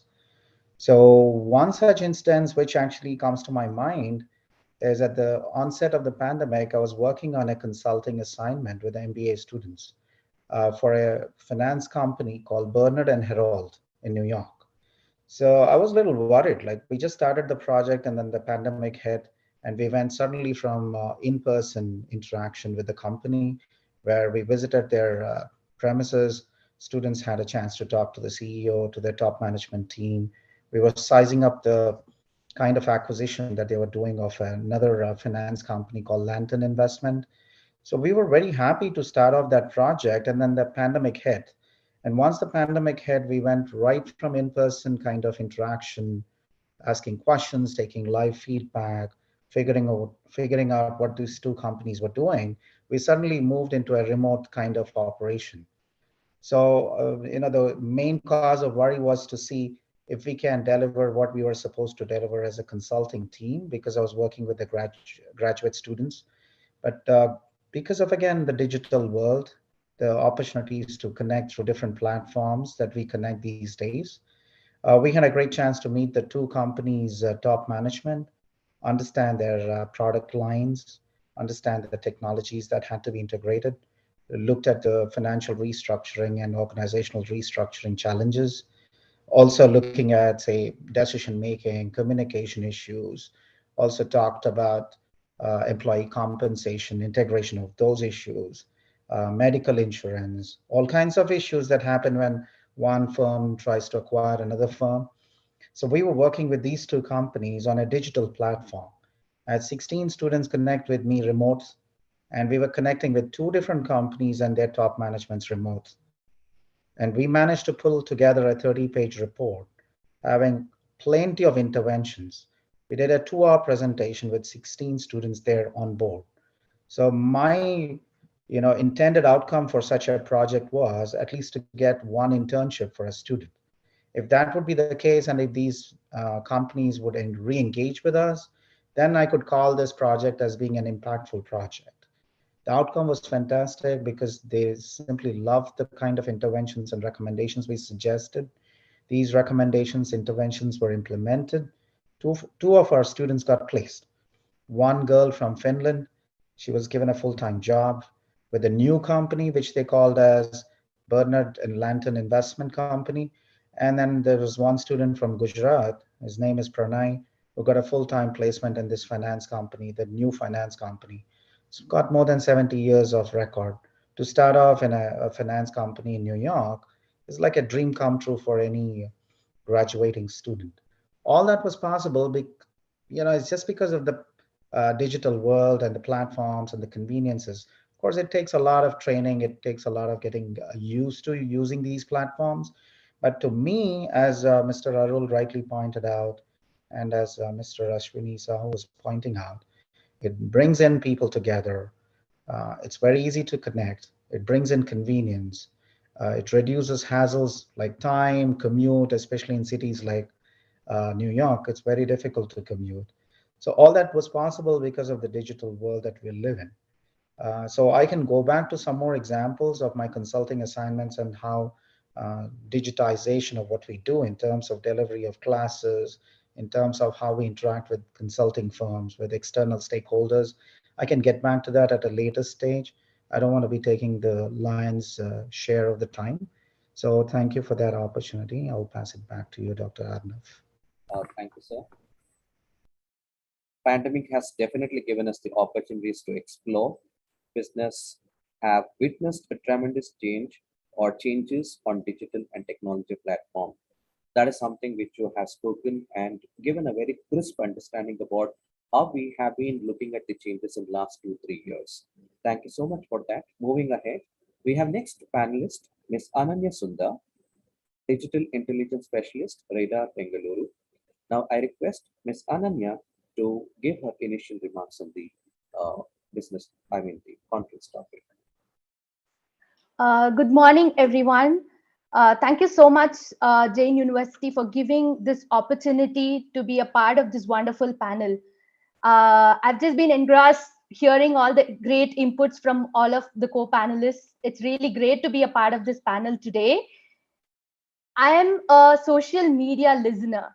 Yeah, so just to give some perspective, we listen to about 4 billion conversations every week in our company. So the amount of data that we listen to is not small. It's kind of evolved. I would say that we've seen an evolution from where a data or digital is being nowhere to digital being everywhere.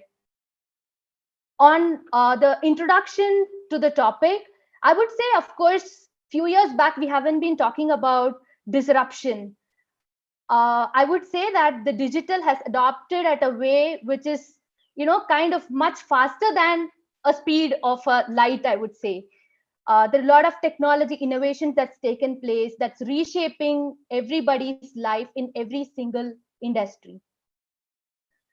In today's fast moving world, we work with a lot of brands, we work with a lot of influencers and celebrities. What's very important and what's very common among all of them is that they understand the business model, they do something different than their competition, and they take digital as a single tool that can make and break and create the wow experience in the entire ecosystem. So with that note, I would like to detail more on how do we work with a lot of brands when it comes to trend spotting, when it comes to influencers, how do they engage using social media conversations, and how has it grown so that it's more, it's moving on from nowhere to everywhere. So I'd be happy to kind of detail more during my discussion today. And thank you for this opportunity. Thank you so much, Ananya, for that in a short and in a very brief and concise, inputs with your initial remarks. And what I wonder is how much you have to listen. Listening to 4 billion conversation is not a small job. That hats off to you. You have to listen to so many conversations in day-to-day, work duration. Somewhere, we have to look at the kind of, pressure which people are having in the organizations who are leading the organization as well as who are working for the organization. It is not something which is, minute or something which is very small. A lot of, stress has to be taken. A lot of, changes have to be witnessed. And of course, if you want to sustain in the current business, if you want to sustain in a long term, future of the growth of the company or the organization, it requires any company for that matter or any leader to look at bringing in some kind of change in terms of transformation, in terms of organization restructuring, in terms of looking at what are the different opportunities which can be explored, moving ahead from the competitors. So definitely this disruption is making all of us think too much and day in and day out. Now, the second phase of our panel discussion would be something like this, wherein I would like you people to contribute more on your expertise by taking one particular topic relevant to the theme, and you can elaborate on that with your experience with a few examples so that our audience and participants can look at engaging with a lot of innovative thoughts when you are delivering the session. On this note, I would like to invite Mr. Arun Amudan Gunalan, Director Head of Marketing, to give his thought process and deliberation on the topic. And this particular topic is something which is very interesting. I want you to focus on the marketing and personalization aspects of the current scenario, sir. because we have been witnessing a lot of changes in terms of the personal influencers on the social media, and the youngsters are getting attracted as well as acquainted with the practices, the kind of advertisements or the kind of inputs they are giving on the different social media platforms. How would you look at the marketing opportunities, especially in terms of the personalization aspect? If you can throw some light on this in 3 to 4 minutes. Sure. Over. Doctor. Yeah. So just to like point it out, right? Like we just had mentions about social listening and also about like influencers and so on, right? So just take a step back, right? About away from the whole digital part of things. Is that if you look at like what we want when we want to experience the customer experience, when you like walk into a shop, right? Is that we want people to basically help you, pamper you, and actually know that what you need, right? When you walk in and then you reach out to a salesperson and you tell them that uh, I'm looking at like this particular kind of shirts, right? And then they take you to the section where they like selling the shirts, and then they show you a variety of options. And as you look and say yes and no and yes and no, they basically after a point know exactly what you're looking for, and the options they give them more and more specific, right? It would go all the way from say casuals and business formals and all of different colors to like probably just okay, this person's looking for a formal shirt which is uh, a plain formal shirt probably in a blue, and then they give you like 4 varieties of blue, right? And then you pick one from there, and then you probably also negotiate bargain at that point as well, right? And then if you do this often enough, if you go to the same store and you talk to a particular set of employees again and again, after a point, what happens is that you get a really personal experience. You walk in and they say that, "Hello, Mr. Arul, welcome back. Are you looking at like formal shirts?" And then they go and then they show you a collection, right? And they'll say that, "Oh, this came in last week, and we'll put this asset only for you, and here it is," right? So things like that happen. And then what we're looking for digitally is also something like that, right? Though we have a multitude of options, though the world is at our fingertips, at some point when you're shopping or when people are reaching out to you, what you want is that personal touch. When you think you want people to know that what uh, you want, and stepping away aside, like not being super creepy, like the Alexa and all of those things happening. This is a basic thing is that there is a data footprint that everybody leaves whenever you shop or whenever you browse on a website. And I'm just keeping it to that particular website or app, not collecting data from across the places. And when you're doing that, it's digitally, you can have a much better record of what people are looking for, right? This could be from your wish list, it could be from your past purchase history, this could be from us like knowing certain demographic information about you that we can actually use to predict a few other things, right? The what digital basically tells you is that the thumb rule for all of these things is that an individual person might be like really unique. Like I'll be different from Dr. Annie, for example. But if you look at like people who are enough people who are like in a similar age group, similar location, and similar demographic, you're going to see patterns that emerge, right? And it can be used for personalization in a much better way. And so the personalization that we want to talk about right now with all the data and tools at our disposal is basically what we are terming hyper personalization. Is that it goes beyond you just getting a note from Flipkart which says, hello Arul, and then it shows you the same 5 things, right? I buy a refrigerator and it try to sell me refrigerators for like next 6 months, right? How many refrigerators am I going to buy, right? So the thing becomes that, okay, are we personalizing enough at these points? Like, these kind of things actually hurt after a point. You buy a headphone and tells you that, okay, if you buy this headphone and 2 other headphones, I'm going to give you a discount. And what I want to do with like 3 headphones at this point, right? So the thing about what we are trying to do is like contextual and actionable personalization, which actually works for the customer, right? This could be as simple as cross-selling. You buy a shirt and then tomorrow you get an offer for a jeans, which will match the shirt, right? You get an offer for accessories that might go with these, which have a better rate of selling, right? So those are things that digital can actually enable with all the tools that we have, right? This can help. It's already kind of helping businesses giving ads, right? The ads that you get on Instagram, for example, are much more contextual as compared to what you get on a gaming app that you see, and definitely much more thing than what you see online. Offline in other places. So this is already happening, and what you want to do is like drive it towards. There are ethical implications, of course, but what we want to do is like drive it such that it actually gives a seamless and proper win-win situation for both the customer and a merchant.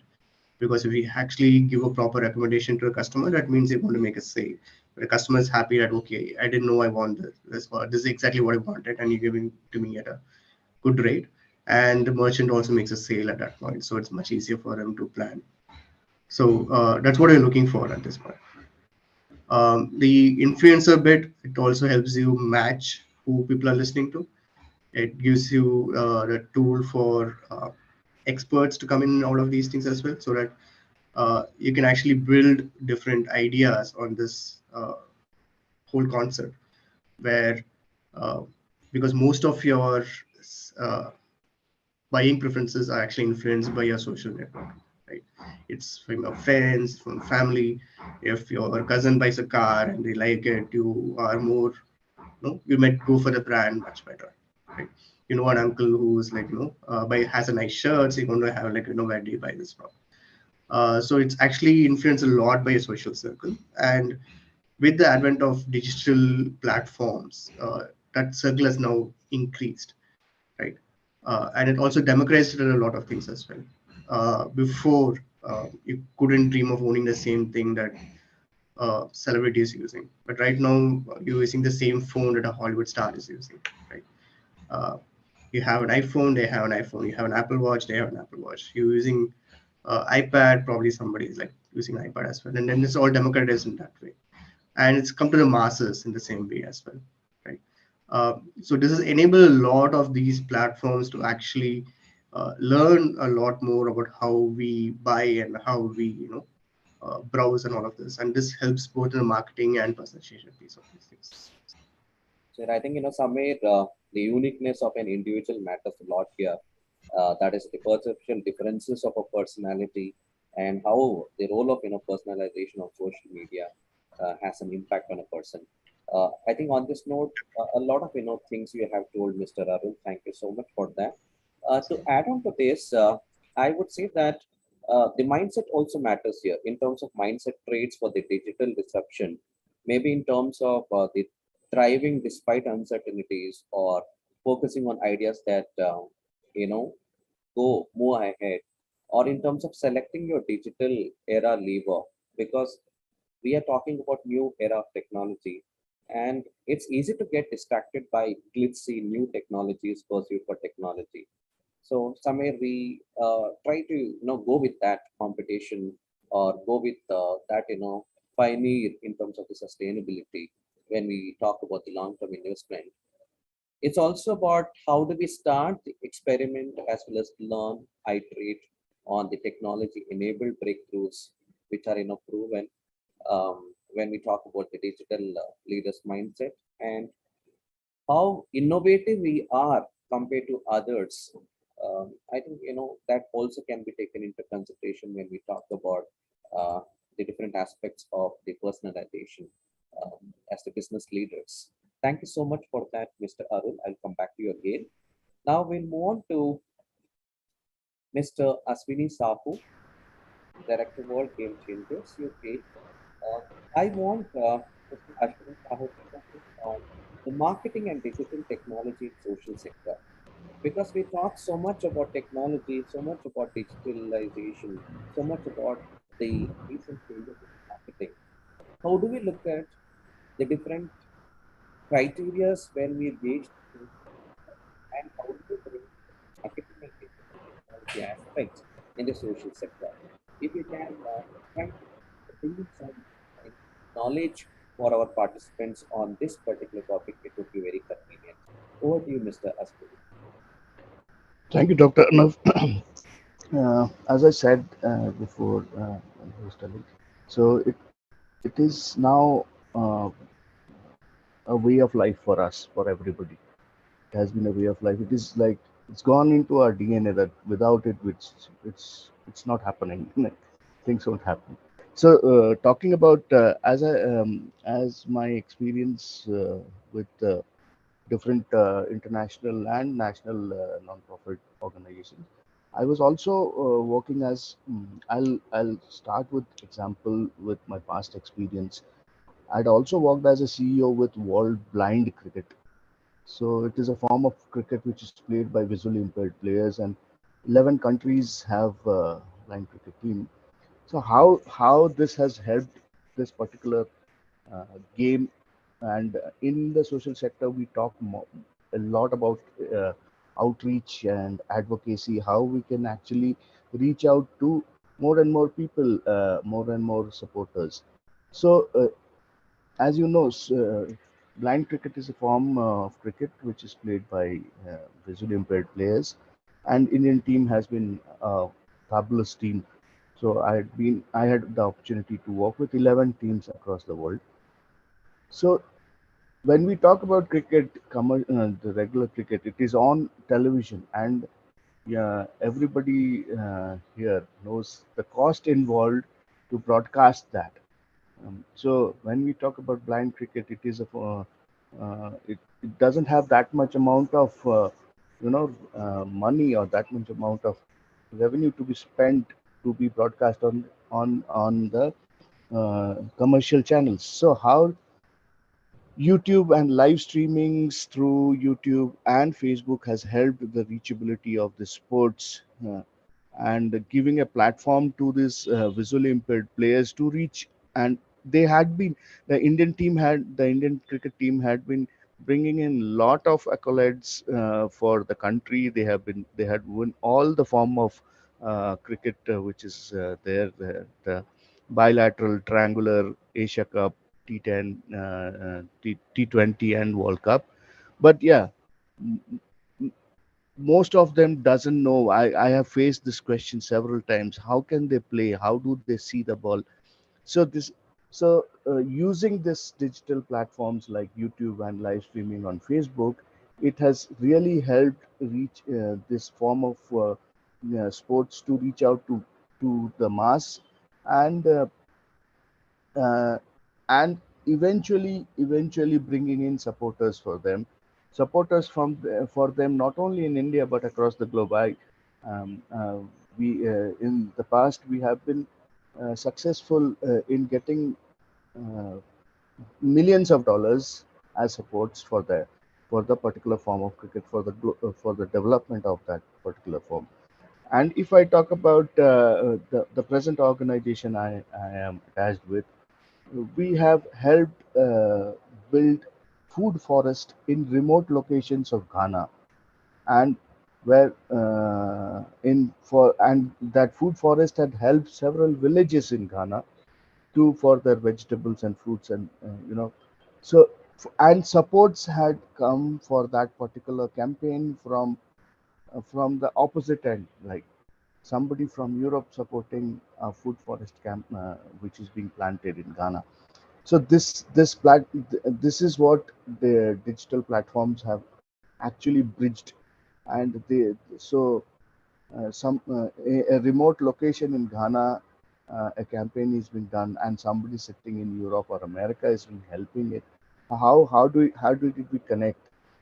And so this was all through the digital platforms, all through the crowdfunding platforms, and all through the mass emails which has been sent. So see, I won't talk much about technically as all the other three panelists are speaking, because I don't know the technicalities of it. But yeah, I can speak about the help which is being done, which it has helped the sector I have worked in.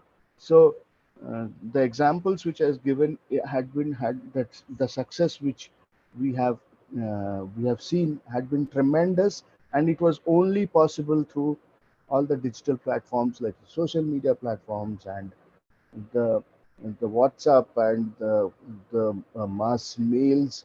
It's not just the traditional way of doing, calling each and every individual from a call center. No, it has really gone to the mass, and the impact has really been is really measured. And especially when I've chosen to speak about the social sector, the main thing which now the supporters or the CSR organizations supporting through CSR, they look at is the impact which any particular campaign has created. So the impact is measured through when you are physically not on the ground during COVID. How through virtually also, a lot of campaigns had been run. I would just take an example. A particular organization has supported to the tune of crores in terms of medical assistive devices to a remote location in Northeast in India. And how do we connect that? That particular organization is in the West, and the support was given in a remote location in Northeast of India. So these platforms had been really uh, boon for this particular for the sector I have been working with. Yeah, definitely for-profit sector as well, but in the social sector, it's really uh, been a great help and a boon in disguise, I would say. So yeah, that's it. We can talk more about it, Dr. Arnab.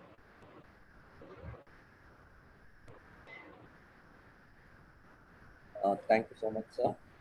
I think you gave us valuable inputs on the support which is extended to the different sectors and how CSR can definitely influence the social sector in so many ways. It can be health sector or it can be medical, it can be XYZ sectors. Because when we talk about digital disruption, it does one sector or two industries. We're talking about different industries in that matter. Because one of the research results from the 2021 Digital Cortex report reveals that digital disruption is in full swing across 14 industries. That is when we talk about the Global Center for Digital Business Transformation at IMD Business School. So they have been tracking this from 2015, and they feel that the media and entertainment sector continues to experience the most disruption spreading across print, social media, music, TV, movies, and other industries reveals that there is high vulnerability to digital disruption. That is when we talk about the retail, education, healthcare, pharmaceuticals, etc. So on this note, I think definitely we have been deliberating with relevant points for the discussion panel. Thank you so much for that. On this note, with whatever we discussed so far, now I would like to call upon Dr. Venugopal Prabhakar Gantasala, Director and Associate Professor, New York Institute of Technology, to give us some insights about how this disruption and the transformation can influence the education sector. Over to you, sir. Thank you, Dr. Adnav. Yeah, thank you, Dr. Adnav. So I can actually give you an overview of what we have done using digitization and digital platforms. Uh, First one in teaching, for example, faculty have gone through Canvas training. We've worked with a company called Everspring. So Everspring worked closely in building those shells for each course that we teach. They have helped us work with inbuilt applications on Everspring and on Canvas platform, including creating our own videos, clips, and material that we can post. So how to use something like Studio and create great video clips, short videos on our chapters. So we worked with them intensively, and for every faculty, that kind of training is mandatory. Faculty even get paid for getting certification. Suppose if I pass a certificate, I get paid for it. So there was an incentive why I should be learning these technologies so that I can do a better job in the class. And while we talk of teaching, we're actually talking right now as we speak with a company called Great Learning. I'm sure if you're watching our cricket matches and stuff like that, you see the Indian cricket team having Great Learning, which is part and parcel of Byju's. We're We're trying to have a partnership with them for offering a 1+1 MBA program where students can do their first year of MBA. That's New York Tech School of Management MBA, 1 year in India. And that cuts down the cost of having to live in New York. And then the second year, they come and finish off their MBA in New York, in our campus in New York, meaning which they get a 3-year OPT, and it's a STEM certified AACSB MBA program. And all these opportunities are emerging because of these companies that are offering the platforms, offering their services, including Canvas and Everspring in the US, Great Learning and Byju's, which we all know it's such a big company. So that's in teaching, all exciting stuff going on because of how much we are invested into those digital ways of doing things. I would also discuss a little bit on research.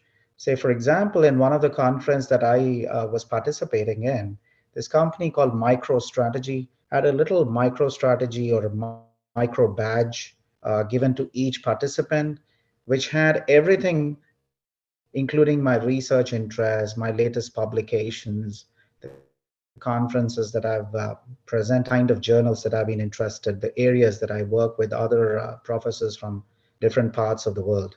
So as you enter the conference room, people everywhere get a notification on their phone saying, hey, here is Prabhakar, whose research is on knowledge management, it's on leadership, it's on strategy, it's on employee engagement, it's on also retailing and marketing. And so people who are having similar kind of research interests know what Prabhakar's interests are. It gives them an opportunity to walk up to me and say, hey, would you be interested in doing the next research paper with me? Similarly, I would get notifications of people who have similar interests. As I walk to a crowd, it gives me a little notification, hey, you're going to a group of people who are similar to you in terms of their research interest.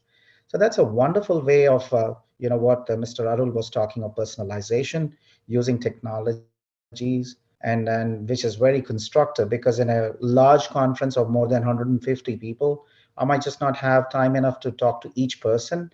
But here I can pick and choose 10 or 15 very similar minded, similar kind of interests in research, and do collaborative work with them. Then I can talk about how digital kind of transformations have helped in administration. We use Power BI to track admissions. We use Power BI to track deposits, students who are applying to us, getting deposits done for application.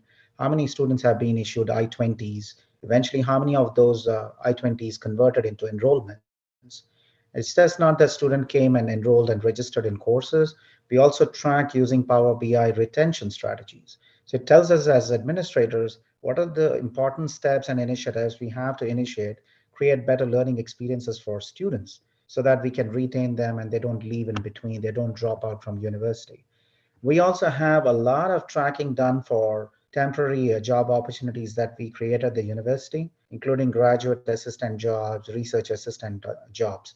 So as an administrator, I get to sign off the timesheets. I track the number of hours that each student is putting in, how much is the pay that we pay them for every hour that they work with me.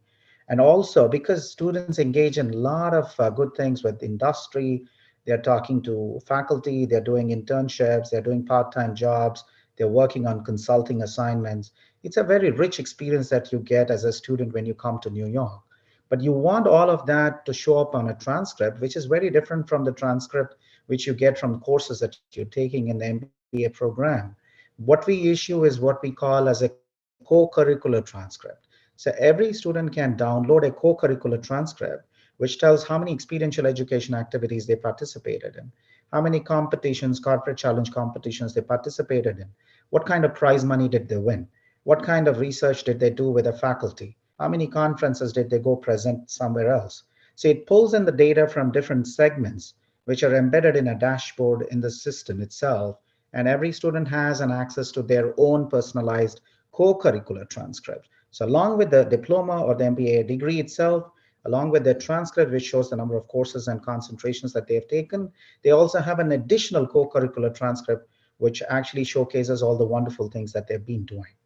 And then I would want to also discuss how digital transformation has helped us offer the MBA program online across global campuses. I worked off in Abu Dhabi campus as the assistant dean, started off in Jordan, Then we have campuses in China. We have campuses in Vancouver in Canada. So how do we actually collaborate with so many places, students, faculty? That kind of experience has been possible because we have so many online opportunities being issued. And also because of online, we work with other schools like the osteopathic medicine, School of Health Professions. We also offer what we call as the DOMBA program, which is again online, but very specific to health professions. So all that kind of customization and personalization to a specific school, when we're talking to doctors, when we're talking to professionals in health sciences, we are able to customize our MBA program that help these doctors manage their clinics, manage their hospitals. All that's possible because of the digital transformations. And obviously, this drives back to the point that we create new concentrations in the MBA program like business analytics. And towards that, I also completed a certificate in people analytics from the Wharton School. So these are great things that happen. They're very exciting, and we should know how to leverage these. And because there was this discussion about social media platforms, I actually shared in the chat that we have very active social media ambassadors for the School of Management. Ekta, whose picture you can see if you click on that link, which I shared with everybody, is a student from our MBA program. She's from Bangalore. She's an amazing talent, doing great, and she's very invested into gamification, being a social media influencer, producing those TikTok videos which showcase what the School of Management does.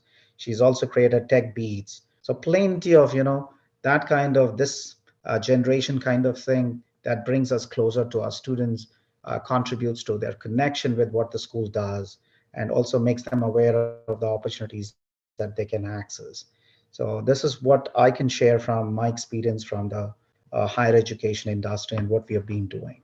Thank you. Dr. Venugopal. I think it was quite interesting to know about the various initiatives at your institution and the kind of changes in the administrative functions what you people have brought in. It is really amazing. And your institution has made education technology as a model for other institutions to go global. Thank you so much on that note. Now we'll move on to Ms. Ananya Sundar, Digital Intelligence Specialist, Radar Bengaluru. I want Ms. Ananya to focus on the social media and listening. But before that, I have certain observations from the research input what I have received. Researchers are discovering that social media is emerging as an extremely cost-effective as well as time-efficient and inexpensive channel for recruiting targeted respondents and collecting data on their consumption habits or the preferences. Because when we look at the social listening, which is a relatively passive way to try and gauge consumer sentiment, or in terms of the social sampling, is a much more proactive and precise way to extract insights and do so on a global scale. Now, on this note, how would you look at the social media and listening as an effective tool in getting into all this, whatever we have talking from last 1 hour. So if you can bring in some ideas, thought process on this particular topic, it would be really grateful, Ms. Ananya. Social media and listening. Sure. I'd like to start with a small incident that happened a few days back. My daughter ran near to Alexa and she asked, "Hey Alexa, who is Siri?" What is more interesting for me is the answer that came out from Alexa. It said, "Hey, it's my buddy." So what is Alexa doing here? Alexa is listening to my daughter. It's trying to process the information and gives a output which is much more relevant to what is actually the real instances. So I would like to say that a byte of data which is going everywhere across in the social media or in the media, it can either make or break a brand as a whole. That's where social media listening is a very important perspective. That's like a lot of brands have started analyzing data that's been thrown across in the social media channels. So just a quick introduction of what a social media listening is. It's a process of tracking, analyzing, converting data and spotting the trends in a much before way, before even your competitors can hop on to the specific trend. At Reda, we work with a lot of CMOs, we work with brand reputation managers, we work with organizations like UNICEF, government organizations, and we do what? We help them to nurture their brand through social listening. So I would like to quote 4 instances for today's discussion. Number 1, we help brands in terms of branding and competition tracking, like how are brands being perceived. Like I was telling before, we track around 4 billion conversations on every week. How do you kind of search around these 4 billion conversations and take that one bit of conversation which is more apt for your brand and that has a negative sentiment, and then react to it in within 5 minutes of time that your manager has given to you? So that's the kind of SLA that we are able to track these days with social listening.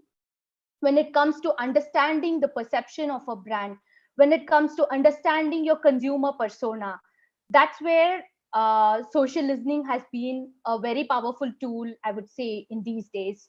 So we've seen the entire evolution of 10 years back. I haven't seen this much vigorousness in people using a lot of platforms. There are a lot of new regional platforms that are coming up. People, a lot of share chat, Snapchat. So a lot of regional platforms as well, which tier 2, tier 3 people as well are able to harness the power of social media with. So the second point I would like to highlight is on crisis mitigation. When a brand is in a crisis situation, or just before you enter into a crisis situation, it's really awesome to note that these 4 billion conversation gets into a system and classifies all of this information into positive, negative, and neutral conversations, and arguments on top of it. What is the emotion for a specific text? And you will be able to instantly react to any such instances. So that's how we help a lot of brands with respect to crisis monitoring. The third instance is around trend spotting. So a few days back, we helped a beauty brand identify trends like onion oil. I haven't heard about onion being used for oil few days back, but onion is being used as a hair oil, hair shampoo, charcoal soap. People are using these kind of things, goat milk soap. So such things are getting trending and it's getting surfaced in social media. And we're able to identify such trends through social media listening. And all of this is not just in English, but we go beyond English. A tool that will help you to understand how languages are being used. Like people are writing in Hindi, they're writing in Marathi, Gujarati, Kannada, Tamil, all the languages across. So how can a tool efficiently pick up all of these information and give you insights that are more meaningful for your business decisions? Just few more points I would like to add. I was like really odd to see, very fascinated to see recently about a metaverse wedding that was happening, that was shaking the internet. Wedding has moved to, a digital platform. What else can we expect than this in terms of disruption? I've seen recently a news where people wearing an Apple Watch, a person's life was saved because he was wearing a watch that kind of communicated to the doctor at the right instant of time, and he was saved, a life was saved. So what more can we expect from a disruption beyond this in the digital world? Yeah, those are my points. Thank you so much, Ms. Ananya. I think you have spoken very well about the recent trends, which have made people to think about or discover, the different tools and techniques for developing their business, as well as trying to see how competitive they can be in the industry or in the sector over the competitors. And definitely, I agree with the event which you spoke about, the wedding happening on digital platform. I think nowadays people are looking at making their most important events going digital, and somewhere it has drawbacks as well.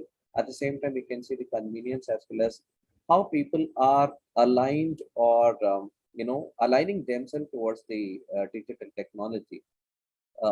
We have to see what kind of changes we are going to witness in the near future. with all these, technological advances. So thank you so much to all the panelists.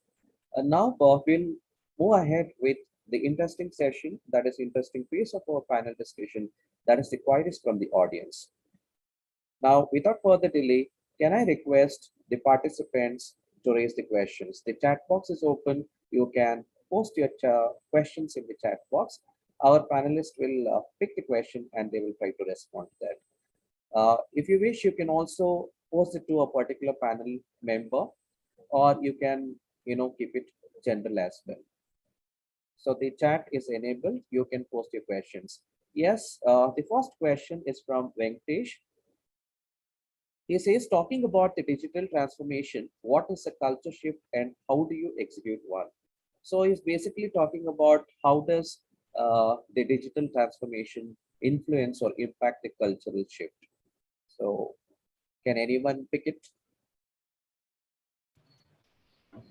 I can answer on that.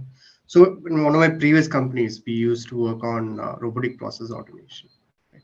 And for robotic process automation, for it to get in, basically there's a culture shift in the way a company thinks about how they handle digital and data. Right? Without all your processes actually being digital, where when you talk about like this could be invoicing, this could be your HR hiring, this is your how you do your accounts in other places, right? Really basic stuff, your supply chain, your HR admin. So all of this needs to be digital for you to be able to actually go ahead and use any of these platforms and transform, right? And for larger and larger enterprises, it's actually much harder because they've been used to this kind of thinking for say 20 years, or they're using outdated systems, which are like actually closed ecosystems as well, right?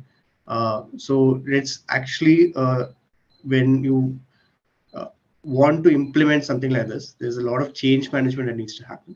So that's one of the major culture shifts that needs to come in, right? When you think about change, it's really easy for people at the ground level to get scared of it, right? One of the things that you get from automation is that are they going to be like people getting fired? Like, what do you do for once like then the job is digitized? Like, what do you do? It used to take 3 days for somebody to like, close accounts. Now it'll probably take a day. All of those things come in.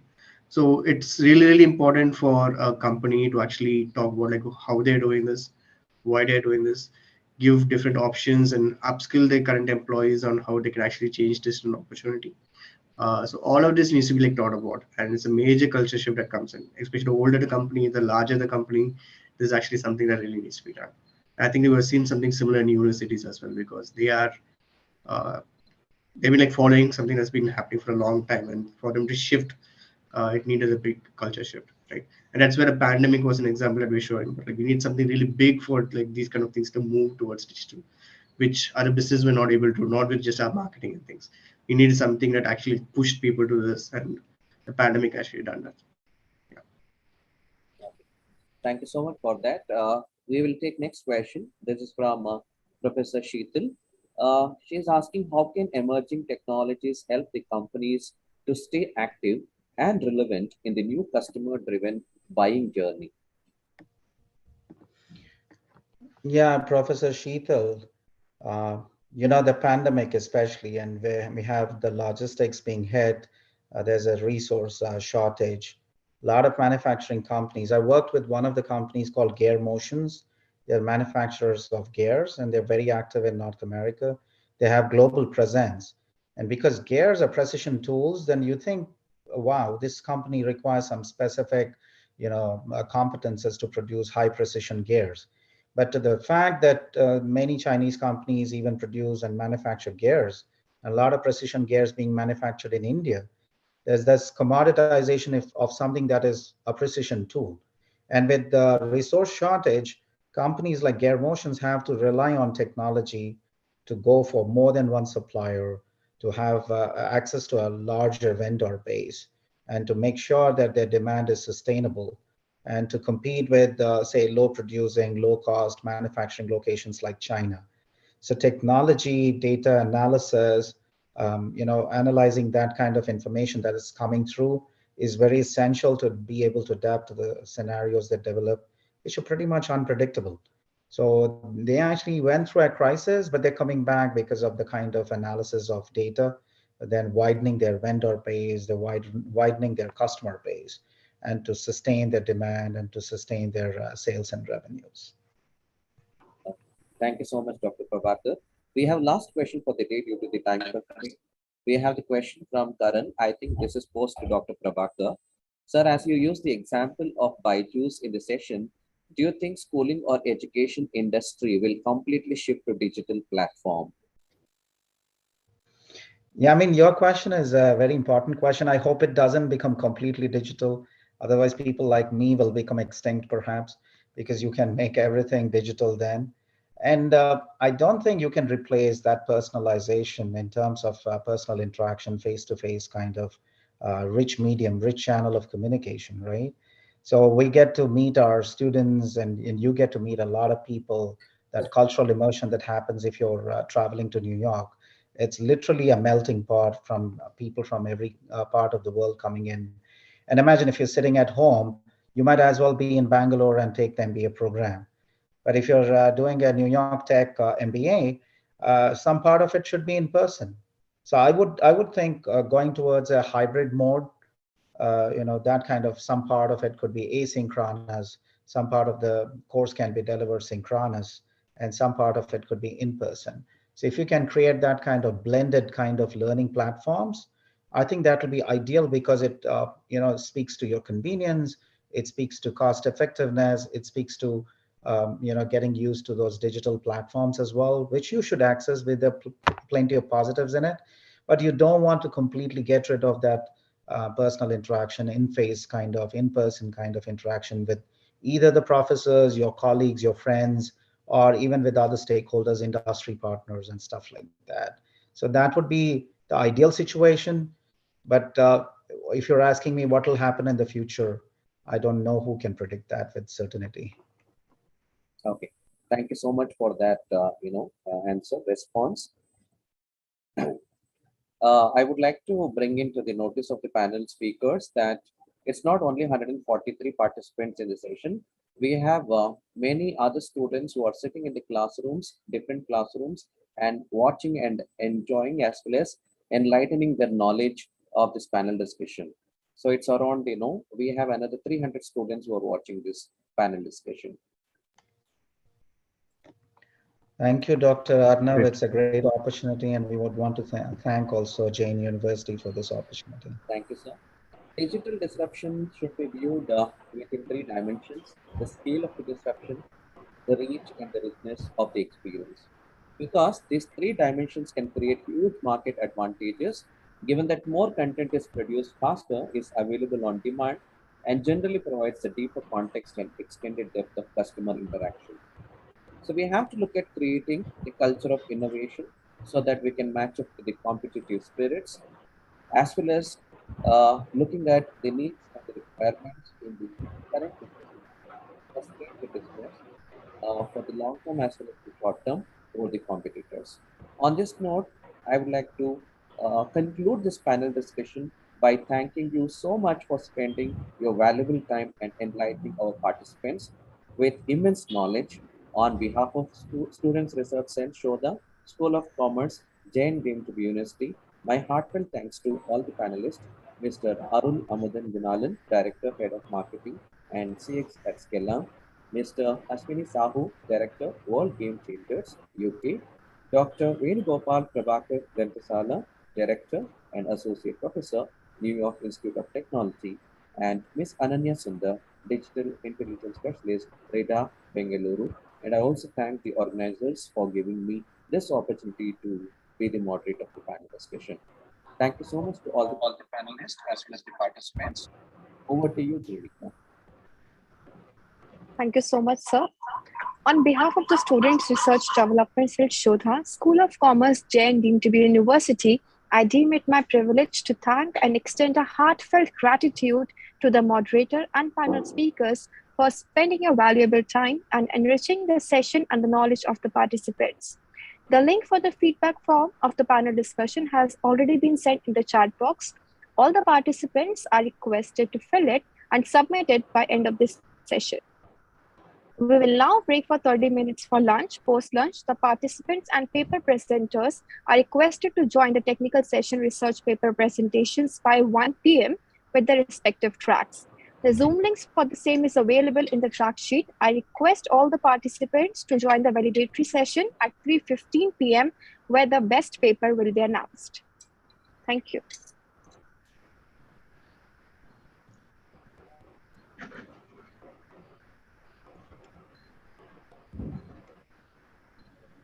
I'm requesting all the participants to kindly turn on their videos for the photographs.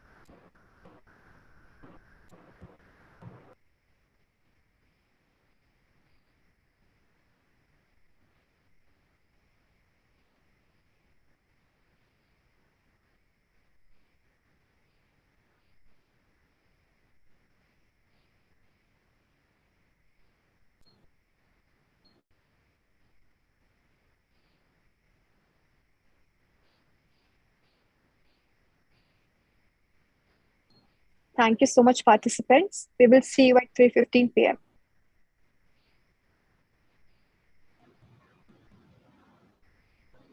The recording has stopped.